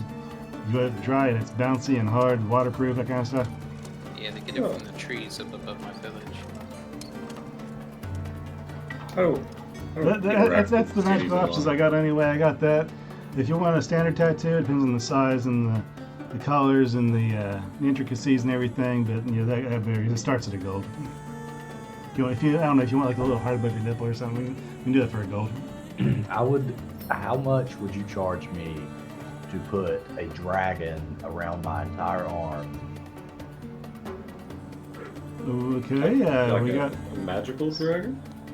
I don't know. Maybe I ain't got a magical dragon, but I can certainly do that. I've had dragons before. If you wanna like that's a big one. We have to for that you have to set up an appointment and come back. We have to set you up with an artist, and they have to establish what drawing depending on what you want, or what size, what art style, and that usually takes a sitting to get through to do the design portion of it. Then you got to come back at a later time to get the actual first drawing on your arm done with the ink, and then set for a session on that to do the outline, then let that sit and come back again for the infill. It's kind of a three-step process depending on the size of it. I think I got older just listening to that. Same, honestly. Yeah. So if you can give me an estimate, I I would mean, gladly. if you're going to be around, it depends, but yeah, something like that roughly. You see him pull out a chart and start crunching some numbers and looking at different things. I'd say probably roughly like 25 gold, something like that. Okay. Okay. I'd say it'll take a while, but if you're in town for a while, we'll be here. We can work it out. And what's the price on that barrier? Barrier's 300. 300 gold. 300. In the group chat, Pale's like, let's go make money so we can all buy that. Yeah. And while we're just here, how much for the others? Ghost Step and Elder Scroll? Sure. Blood Fury is 2,500. Like I said, that's the best stuff you can get if you can afford it. That's where you're going to go. Barrier 300, Ghost is 300, and Eldritch is 100. Well, those don't sound that bad. What does Eldritch do one more time? Sorry. It's like the rubber sticky hand thing we're talking about. It's like that, but when you go to punch somebody in the face, it also gives you that little sticky Eldritch hand that gives them a claw across the face as well. It gives you range on a melee attack. That's actually really cool. Yeah. So I can bitch smack someone from further away. Wow, that sounds amazing. Do this with just ink. Weird magical ink. They sound pretty cool, but I think we might be a little bit busy right now. Yeah, for sure. We should probably return. All right, well, I'll be here if you guys need me. I would like to set an appointment for that dragon, though. All right, you want to go ahead and set the appointment? Yeah, let's do that. All right, Guys, he pulls out a calendar book, and he starts going through it with you. It takes a few minutes for him to figure out who's free and see who's able to do that kind of tattoo and who has the skill. I think let's see here. Glyer should be able to do something like that. Glyer's here on the third day of the week. Is very busy that day. Could he come back at like around dinner time tomorrow? Yeah, I believe so. Guys, we'll be here for a while, won't we? Oh, we sure will. Yeah, Cool. I'll be here. I'll say, Chef, his name's Glyer. He'll be here waiting for you around dinner time. I mean, depending on how cool that one looks, I might get one. Glad to I hear it. have a question. This place is pretty big, pretty happening. Do you know where a person could sell gems? You say gems? Yes, raw gems. Raw gems. Okay, well, there's a couple of different places for that. You might be able to find somebody here in the bazaar, but doubtful. That's kind of an expensive item. You can hit up either the places off the top of my head. Something like that would either be looking for like arcane quality. You can go to the Ark over at the southern part of the city. Big building. They do all kinds of arcane experiments there and stuff. You can go there for if you really need some arcane quality stuff. But if you're looking for just run-of-the-mill jewelry, you can hit the Sunder Sentry or you can go to the Gurk Depot.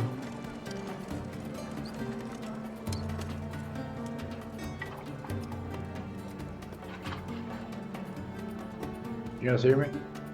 No, I can hear you now. Oh, okay. I thought you guys I thought I lost connection because everybody just went silent. I was like, oh no. Did you hear us? The weight talking? of what Dustin just said hit me. I'm sorry. Mhm. I asked the tattoo shopkeep. Can you repeat that last one? Yeah, the Gurk Depot.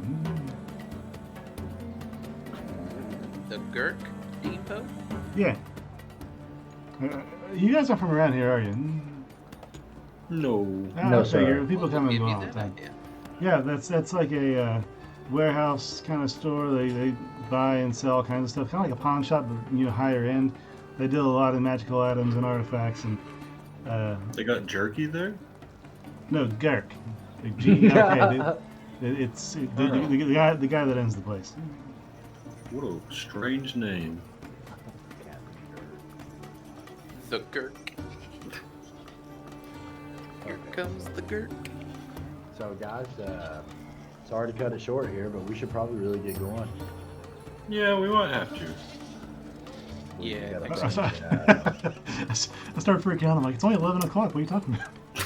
Oh my God, no. No. We're just all agreeing, like, all right, see ya. No. Yeah, man. like, I don't Goodbye. wanna go. next week, I reckon, right? But he gives you some general directions. The both of the shops, the Sunder Sentry and the Gurk Depot, are a little bit a little bit south of the bazaar in town. They're roughly going to be here on the map. Okay. If you were heading in that direction. So I can, like in that area. Yeah. Okay. Well, I appreciate the information. No problem. We'll see you tomorrow, Chief. All right, let's go find this Heliodaka before that spell runs out, if it hasn't already. Hey, you guys want to take like 5 minutes real quick? You can take that. Yeah. Yeah, sure. Sweet. I need to use bathroom stuff. I'll be right back. All right. Same. You guys need me to repeat anything? Not yet. Maybe in a second. It's good. Good times. I gotta find a way to make some money, bro. There is no way. I refuse to believe that you pulled that from your butt. You were sitting on this tattoo thing, weren't you? Oh yeah, I've got a lot of stuff going on. Okay.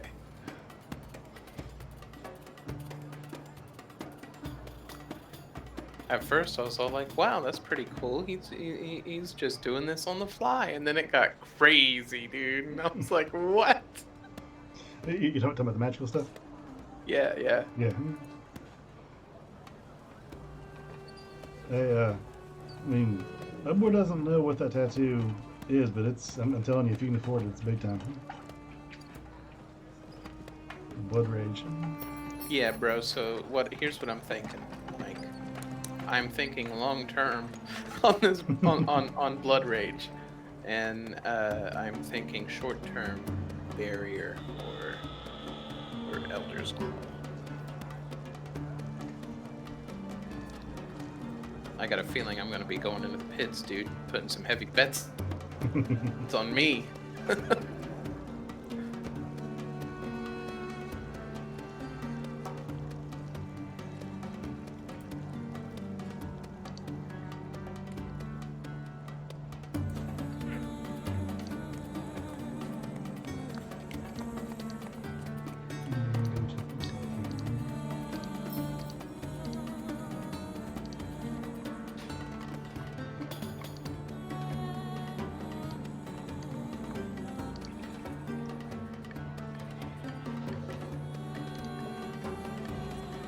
No.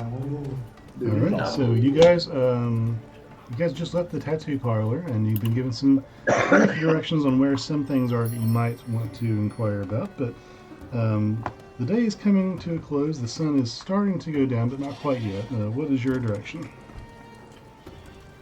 That spell's still not going, is it? No, that No. spell has ended. The all-seeing eye. The last thing we seen it was like, or he seen it was like over this way, wasn't it? Is It was it, this building exactly right here. where are we at currently? We're like in the bazaar. Yep. So So do you guys want to walk back out this way and go this way? Well, it's getting so out of game. When were we supposed to meet up with Wintermoon? It was like towards the night, right? Yeah, it's sunset, she said. At sunset. Well, then we might as well just go over and meet up with her. I feel like we have an estimate on where Helionaka is at least. So if we meet up with Wintermoon, then we can talk to her, see what she's wanting to talk to us about, and then if anything, we can go and just I can cast my spells and we can find out where she's at then. Let's go. So as you guys, Onward. go ahead. Sorry. Onward. As you guys leave the bazaar, the sights and smells are just as refreshing and entertaining as when you first walked in. People are still buzzing about. This time of day has no effect on them. And as you head up the front of the bazaar and around the side, there's still people around at all corners. Go ahead and make me a perception check.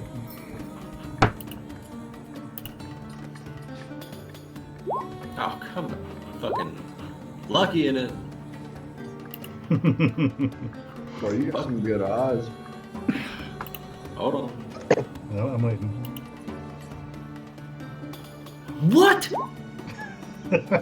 Was it worse? This is identical. Yes. Love You it. know what? I just gotta accept it. Bro, you have terrible vision. Ugvor, you're the only person that notices that people are keeping an eye on you. Everybody in this city, whether it be rich, poor, fisherman, government official, everybody in the city seems to be aware of themselves and has their head on a swivel. Not in varying degrees. Of course, you come across the occasional inebriated person who is out of their mind, but for the most part, everybody, regardless of their destination, occupation, social status, or current objective, they are aware of what's going on with people that are walking around them. Sorry to interrupt, but Cody rolled performance, and I'm laughing in my head. Oh, well, yeah, you did Bro, roll performance. whatever, dude. We're like looking out, and Sam's just over there dancing. It's me, bro. Oh. I'm just really bad at looking. I'm staring at the ground. As well as that, you see all manner of people in this city as well. We're talking. There's a lot of dragonborn, tabaxi. There's some goblins, orcs, elves, humans, dwarfs, even some of the freaking things I can't remember the name of. The elfin people. How many of them? Luxodon. Yeah, there's even a couple of Luxodons that are roaming about in this area. Very rich tapestry here that you are not at all familiar with or used to. But now with the sun going down, the city turning reds and yellows in hue from the setting sun over the waters and the hills nearby, you eventually come to the base of the bell tower at the front of the city of Sunder. And the bell tower is made mostly of stone, is an octagon shape, and is slightly off cast to the side as to get the most water in front of it, so the bell is looking directly out at the water. And the bell tower is octagon in shape and goes up into the point of a needle that has to be at least 200 feet tall. The bell itself, you can't really get a bead on exactly how big it is because it's kind of hidden by the tower and also so high up, but it has to be at least as tall as you are, Pell, if not larger, and very, very heavy. From here you can see some basic inscriptions in it. Like it looks like it's engraved in some way, but you can't tell exactly from this distance. And the tower itself is gray stone compared to the stark contrast around it, which is sandstone, more or less. This is made out of gray stone, like a granite material, and it is It's just straight, smooth, all the way up and down the sides of it, except for one door on one side of it that is made of iron and is locked with various very heavy-duty locks. As you wait here, and people walk about, and for the largest part, paying no mind. There's people going about random business. A lot of people transiting letters and packages and materials back and forth through this area from one dock to another, from one house to the store, and this and that. Eventually, actually, let's do this. Let's have everybody roll again one more perception now that you're at the bell tower waiting. I swear to God. Lower. Okay. Hell, you are the only one that sees as Wintermoon comes out of a shadow of a building. You didn't see. From what you can tell, she must have been there the entire time. But when she moves in your direction, you notice her, and she comes up to you, and approaches primarily Vorik, who is standing amongst your group, but is within your entire group. I see you've made it. Hey, Wintermoon. Well, if you are truly in the aptitude for this, follow me and we shall proceed to my, she looks around for a second, my home. And she starts to walk in, Oh yeah. off to the east. She walks in this direction. And you guys are going to follow? Yep. Okay. Following her, she leads you through the most of that area with these, similar to Samuel, how you recognized Helianaka was bobbing and weaving as she walked. Wintermoon is doing much of the same thing. She's staying out of view as much as she can, heading towards her destination, beelining, not making any destination, getting her way, weaving between buildings and through alleys. Eventually, she leads you about here. And when she gets to this area here, she has led you through alleys and between buildings to this point here. And when there, let me get my purple notes here. She leads you down an alley that looks kind of foreboding. It's dark and easy to miss. It's on the east side of the city, so in this section of the city, you know that it's not the best housing or building situations. Largely slums, and some buildings you can tell are just like just squatting material. People are just living there in groups. But in this alley, it's barely large enough for you to walk through. It's littered with rolled carpets, sand-covered boxes, and lines of clothing parallel to the walls that make for very little headspace. The alley turns left and then right and then left again, but it's not branching at all. It's just one continuous line, like one snake that goes through these buildings. It's one path. But just before the second turn, she stops and holds you guys behind her with a wave of her hand. She looks around the corner, sees that nobody is there, turns back around and moves a piece of cloth out of the way that was hanging from one of these lines, revealing a sort of a wood pallet.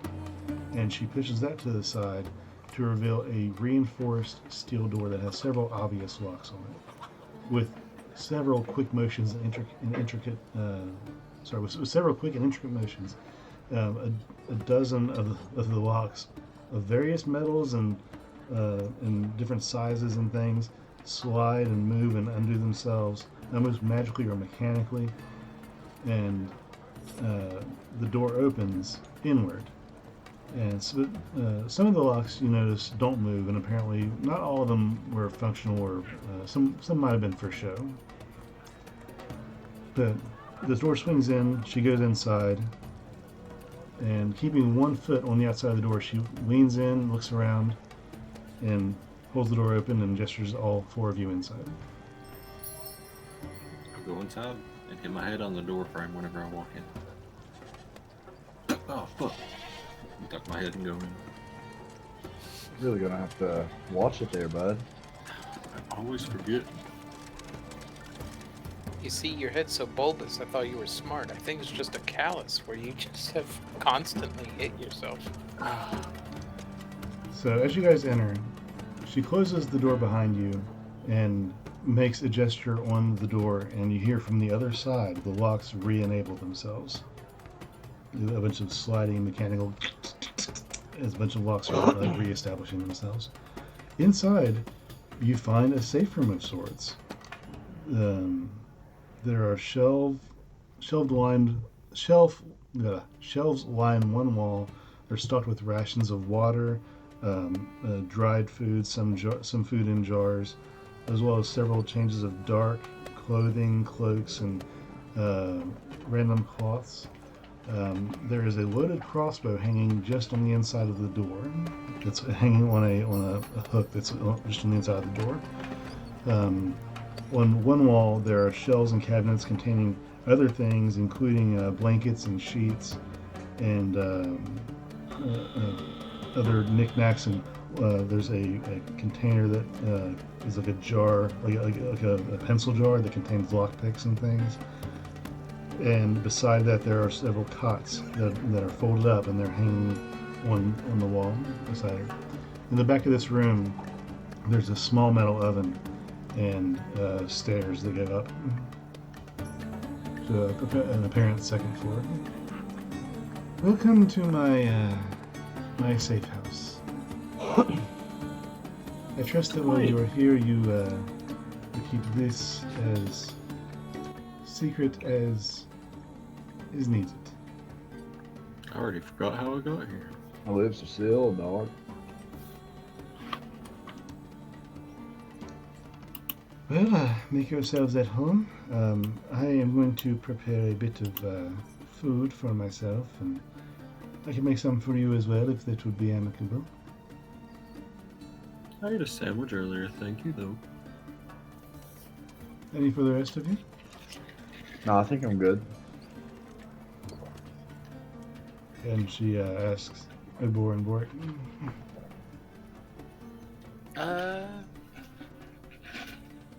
Sure. Pell, does Warwick want food? I guess. Yes. Bork didn't eat a sandwich. Okay, so food for two of you, no problem. I can fix this. Make yourselves at home. There are blankets and cots there. I have a second story here, which is good for the view, but no roof access or anything. I'm not used to guests. I offered my services to you as a favor in kind. We seem to be trading the same lead for now. What is your interest in this target? And Just the box. And she heads over towards the stove and pulls out a cast iron skillet and pulls some ingredients off the wall, including a portion of water and some rice and things, and she's getting a meal prepared. And she starts to cook. Just the box? You don't know anything of this woman beforehand? Nope. We weren't given any information about her. It's just the box we're after. Well, that's good to know. I am simply curious myself. I didn't know of its existence until I started poking around on the ship. I saw a box out of place and decided to take a closer look when the opportunity presented itself. But it was locked magically, and I could not surpass that. I don't know how much you investigated your own on this ship. Did you poke your nose into anywhere too private? Well, we did talk to her about it. I did. What did she tell you? Well, she didn't tell us too much about what was in the box. I just told her it was like a job we had to look after it.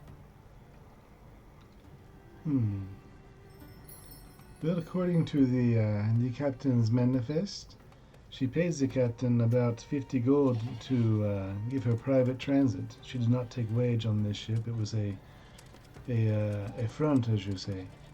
She actually pays the captain to transit her under the nose of the rest of the crew.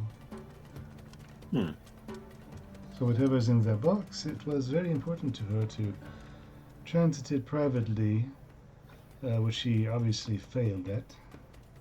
But nonetheless, it arrived in her hands. I can't really remember, but didn't she say she was like supposed to bring it to like Rowanwood?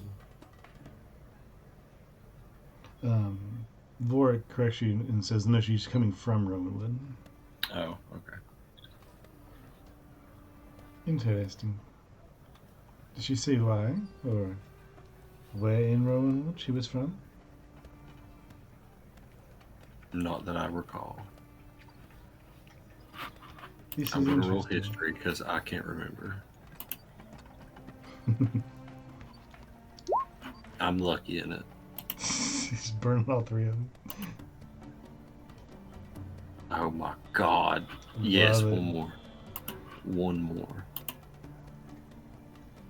Ah, fucking Christ. Well, you already that was your third one, by the way, like, wasn't it?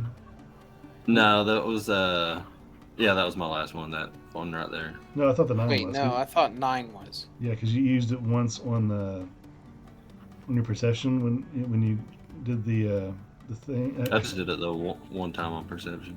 I can't remember either way. The 9 was the best, and it's still not good. And you're done with lucky for today.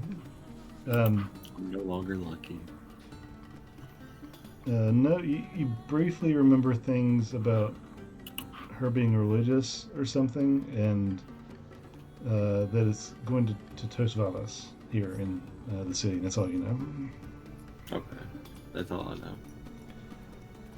Well, judging by the destination and its nature, this is a package most curious. Do you know anything of this Tosvavas? And she glances at you guys individually and lingers a second longer when she gets to work. Do we? You guys can make a history check if you want to. If you've ever heard the name of Tosvavas.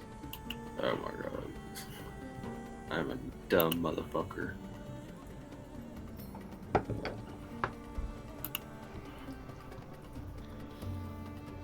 Samael, being well studied in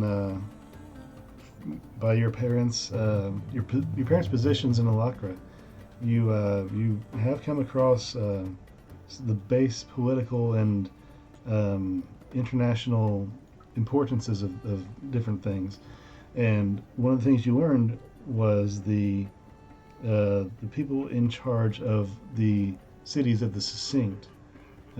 By nature of your parents' positions. And by getting a 25, you know that Tosvavas is the leader of the indulgence family of industry in Sunder, and also one of the people who's probably in the circle of the cog of Sunder, who is known by the moniker simply the Master. Where the fuck did my pen go?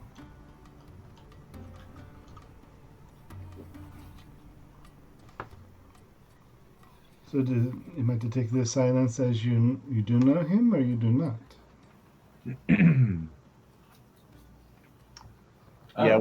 Yeah, I know of him. Then I can assume that you know how important this package must be. Considering the situation, it seems of the utmost importance, yes. Well, and she takes the skillet off of the heat on the stove that she had it on, and closes the under of the stove to dampen the fire and kind of extinguish it. Takes the food from the skillet, which seems to be some sort of rice combination dish, and puts it onto 3 plates, and serves one to Vorik, one to Ugbor, and prepares one for herself. She hands Ugbor his, goes over and grabs the other plate, and brings it over to Vorik and gives him his, and she goes back and fetches hers and goes to sit at a chair across the room. So, this, do you know what's inside the package? Nope. We were just supposed to find out where it goes. Yeah.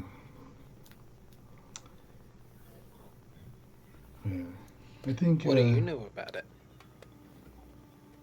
Oh, I know nothing. I know nothing other than what I've told you. I'm just simply curious of a package that seemed to be so important. However, if it is heading to Tosvavas, I shall not necessarily step in the way. Nope. We just have to figure out who it's going to, I guess. Well, there's your Speaking answer. of which, do you happen to know where she would be right now? The elf? No, I do not know where she would be. I can tell you where Tosvavas is. Where would that be at? Tosvavas is in the Tediku Den, simply across the block. A large building gated, fortified with several guards, right beside the tent city. The tent, we call it the tent city, but it's just a little block of beggars too cheap to even afford the slums. But mainly it's well, I guess that's a misnomer. It's not really for people who are too cheap to afford the slums. It's for the addicts who can't get the indulgences out from under their skin, if you catch my meaning. Well, that's gross. Oh well. Let's just not go there. But yes, Tosvavas is in the Tadiku Den, right here on the map. So if you're tracking the package all the way to the source, then that is where you need to go. However, if you're simply after a name, now you have it. So, Well, where does your business now lead you? I simply wonder. god damn it. Channing's the only sneaky fucking person. Yeah. It's like, bro, you need to go on a fucking sabotage mission right now. I can make myself invisible. I can for about a minute. Man, if I had gotten that tattoo, I could do that for about 6 seconds. How long did Oh yeah, mine only lasts a minute too. If you had like regular invisibility, I don't know if you do or not though. I got fucking C invisibility.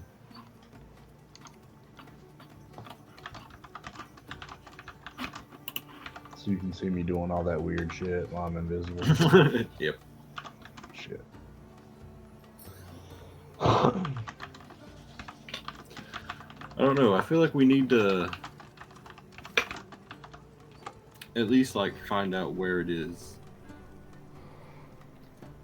Where what is? The box. Elianaka probably delivered it to Tosvavas. Probably, but I feel like we need to at least confirm it. And then I can send the message to our guy and we can figure out what to do next. Yeah, that's true. Because the first part of the letter was just getting to Sunder and seeing where the box ends up going to.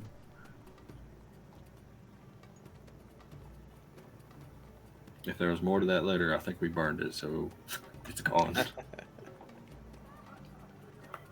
Well, I do have a way, if it is so fitting to you. I can get you inside of Tosvavas' den, but you have to do exactly what I say and be, how you say, light on your feet. He'll like look down at himself. Who's lighter on their feet other than an elf? I'm not very light. Says the guy who can literally fly. You're like super light. I can fly. You can But- fly. Kinda. I like step on the air. You said that so casual. I mean, I don't really fly. That's just how I've always done it. I just walk on air. I'm not the most fluent with my words, but step on the air, I don't understand. Well, I could show you, but I really don't want to do it. Just to show you. Just trust me, I can do it. Alright, fine. So the large man can step on air. I can disguise myself. Oh my god. That's I wild. can make myself look like Alienaka. Are you doing that right now, or are you just saying you could do No, no. That could be useful. that? That actually Could would be be. most useful. It would if I don't know Alienaka's mannerisms. So it would just be me. It's a lot better than looking like, yourself currently. I don't know. I don't know how long hidden step lasts for. God damn it.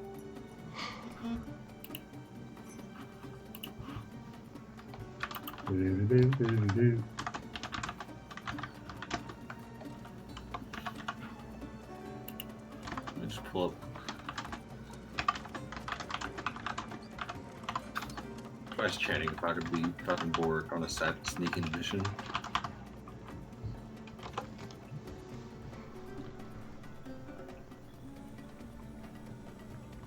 What's the odds Channing's getting on? Anyone know? Well, I've been kind of like hushed about it because I don't know how much he wants everybody in the world to know. But I guess because of our roles and everything, he let me know what's going on. He's in the hospital with his dad right now. His dad's probably not going to make it through the night. Oh man. So Oh shoot. you guys probably don't know that, but he's a little preoccupied. Gotcha. I don't notice that now. I feel weird. Well, So yeah, I'm guessing he's not getting one, but yeah.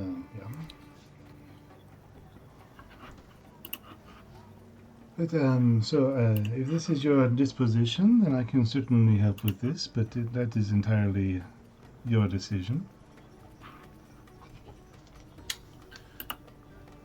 We really need to see if that thing is in there. I just don't think I should be the one to go in there. I'll do it.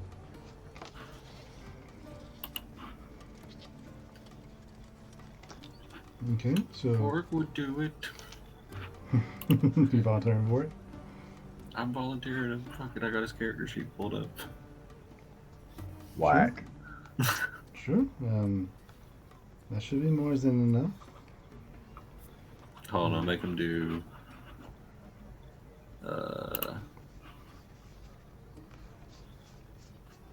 Because I'm pretty sure it ran out that one time. How the fuck? There's so many.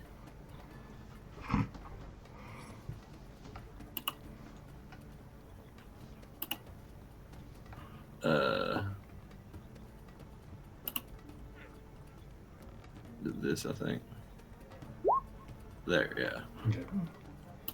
Cool deal. So they got the group link again. And that shit goes out to like a mile, so even if fucking like me and Ugbor stayed here while they all went and fucking looked out the place.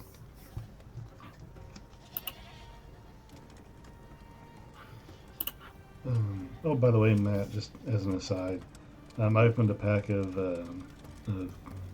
the D&D style magic cards the other day, and I got a white dragon, black dragon, and red dragon in the same pack. And because it was the set booster, the art card that comes with those automatically, like the art card was the aspect of Tiamat.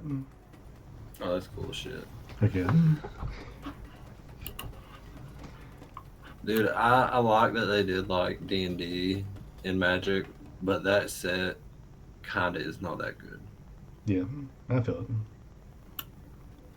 It's got like cool cards. Tiamat's really fucking good though. I got her on Arena the other day.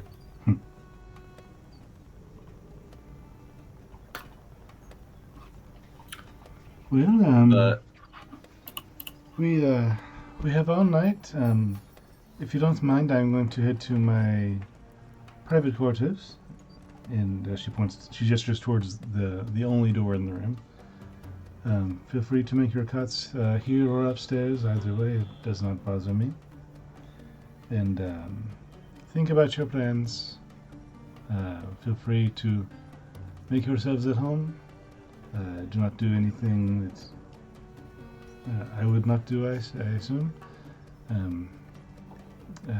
Good night. And she dismisses herself, leaving her food plate on the table, and gets up and walks into the room. And as she walks into the room and closes the door, you hear the lock as it's switched. It's a very interesting woman. yeah, she's got a lot of locks here. A lot. Like a lot. Yeah. Just been nervous. This lady is either paranoid or we've just been walking around in a wolf's den and didn't realize it. I mean, I hope she doesn't think like bad of me for saying this, but the sneaky sort. I guess you want to protect the stuff that you have. Oh, that's fair. That's true. Now, I feel like we have to get over there and see if that box is there. I can maybe go out and see if I can locate the object, or let me check.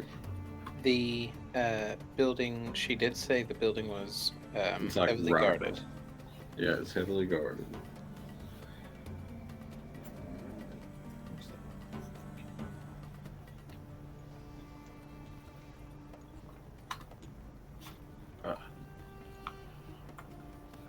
But see, I'm not sneaky. I'm a fat, tall, purple man. Everybody's gonna see me coming.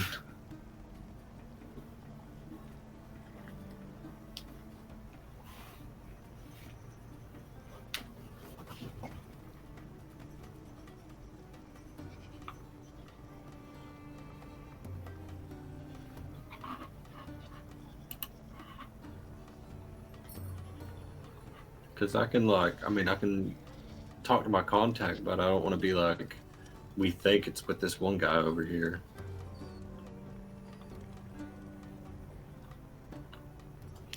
No, I agree. We gotta get eyes on the package. I have a bonus to stealth skills, but not a big one. Mine's not good.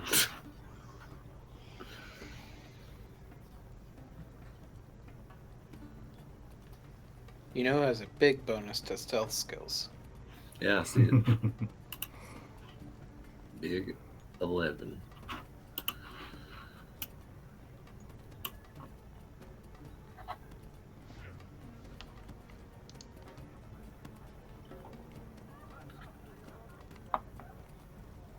Well, parlay with you guys for a minute. It is like midnight. I gotta work at like 12 tomorrow and shit. Would this be a good stopping point for maybe? I was actually going to wait and see what you guys were going to do and then call it, yeah. Yeah, that's fine. I want to go over there, but I feel like it'd be hard with all of us because definitely fucking like Channing's the sneakiest one. Like he's definitely gonna have to go over there. Yeah, for sure. For sure. That's probably a significant uh, point in the development of the story as well. Yeah. So I don't want to say anything, but I feel like we'll just talk about trying to get over in there. If we got like close enough, maybe like I could try to cast like locate object to see if it's in there actually, and then we can go get like Vorik to go in there and see. And he's got the psychic whisper, so he could be able to talk to us and stuff while he's like looking in there. But I feel like it'd be a really good idea to just at least figure out if it's in there or not. I actually support that. Sam, your thoughts? I'm good with that. Okay, so what do you guys do as far as bedding down? Ugbor is going to brush off a piece of the floor and face plant. Bam! Right on the floor. Okay. Pale will just try to find a little cot, dust it off, make sure his feet aren't like hitting nobody. So, guys, should we all sleep simultaneously, or should we? Dude, there's like 12 locks on the front door. I think we're pretty safe. If somebody tries to break in, we'll at least know about it. Okay. Just gonna meditate in the corner. Yeah, you guys don't sleep as long as us anyway. No.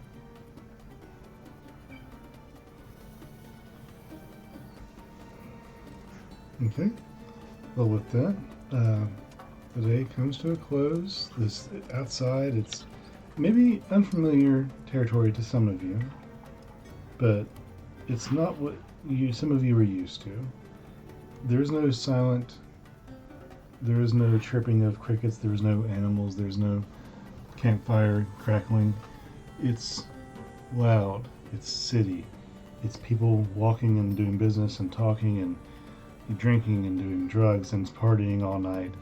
And the walls are made of stone, but the noise still seeps through, and the sound of the city is what you fall asleep to this evening. And with that, I'm going to have everybody roll me one perception check, please.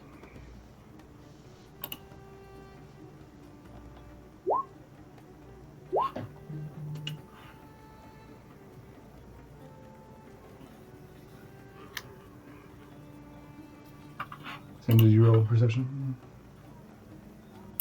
What? Did you roll perception? Yeah. Okay, I see it there. Okay, good to know. And with that, There's forks too. okay. And with that, we are going to end our session. All right, guys. We'll see you next week. Alrighty. Who? All right, guys. See ya. Sorry, real quick.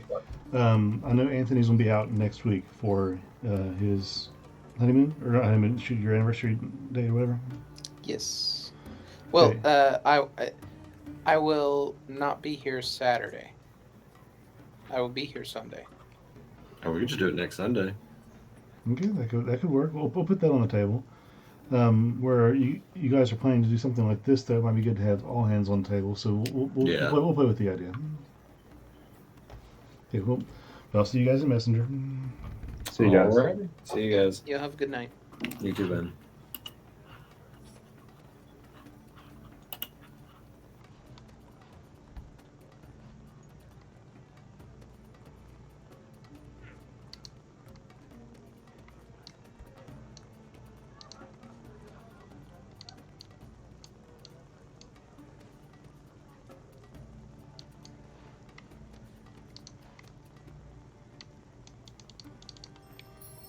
Dude, seriously?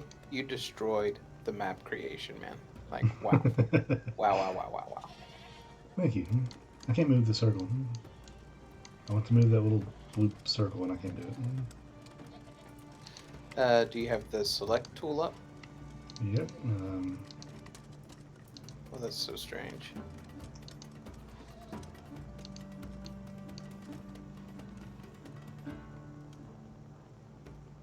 mm,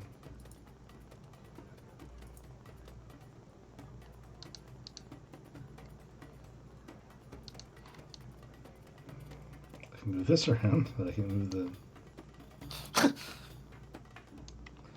And I mean that's on the map layer, but even when I'm on like objects and tokens, it doesn't do anything. Is it on GM overlay? It wouldn't be on GM overlay. No, I assume it's because I didn't make it, but it won't let me move it. no. Can you select the object at all? Okay, there we go.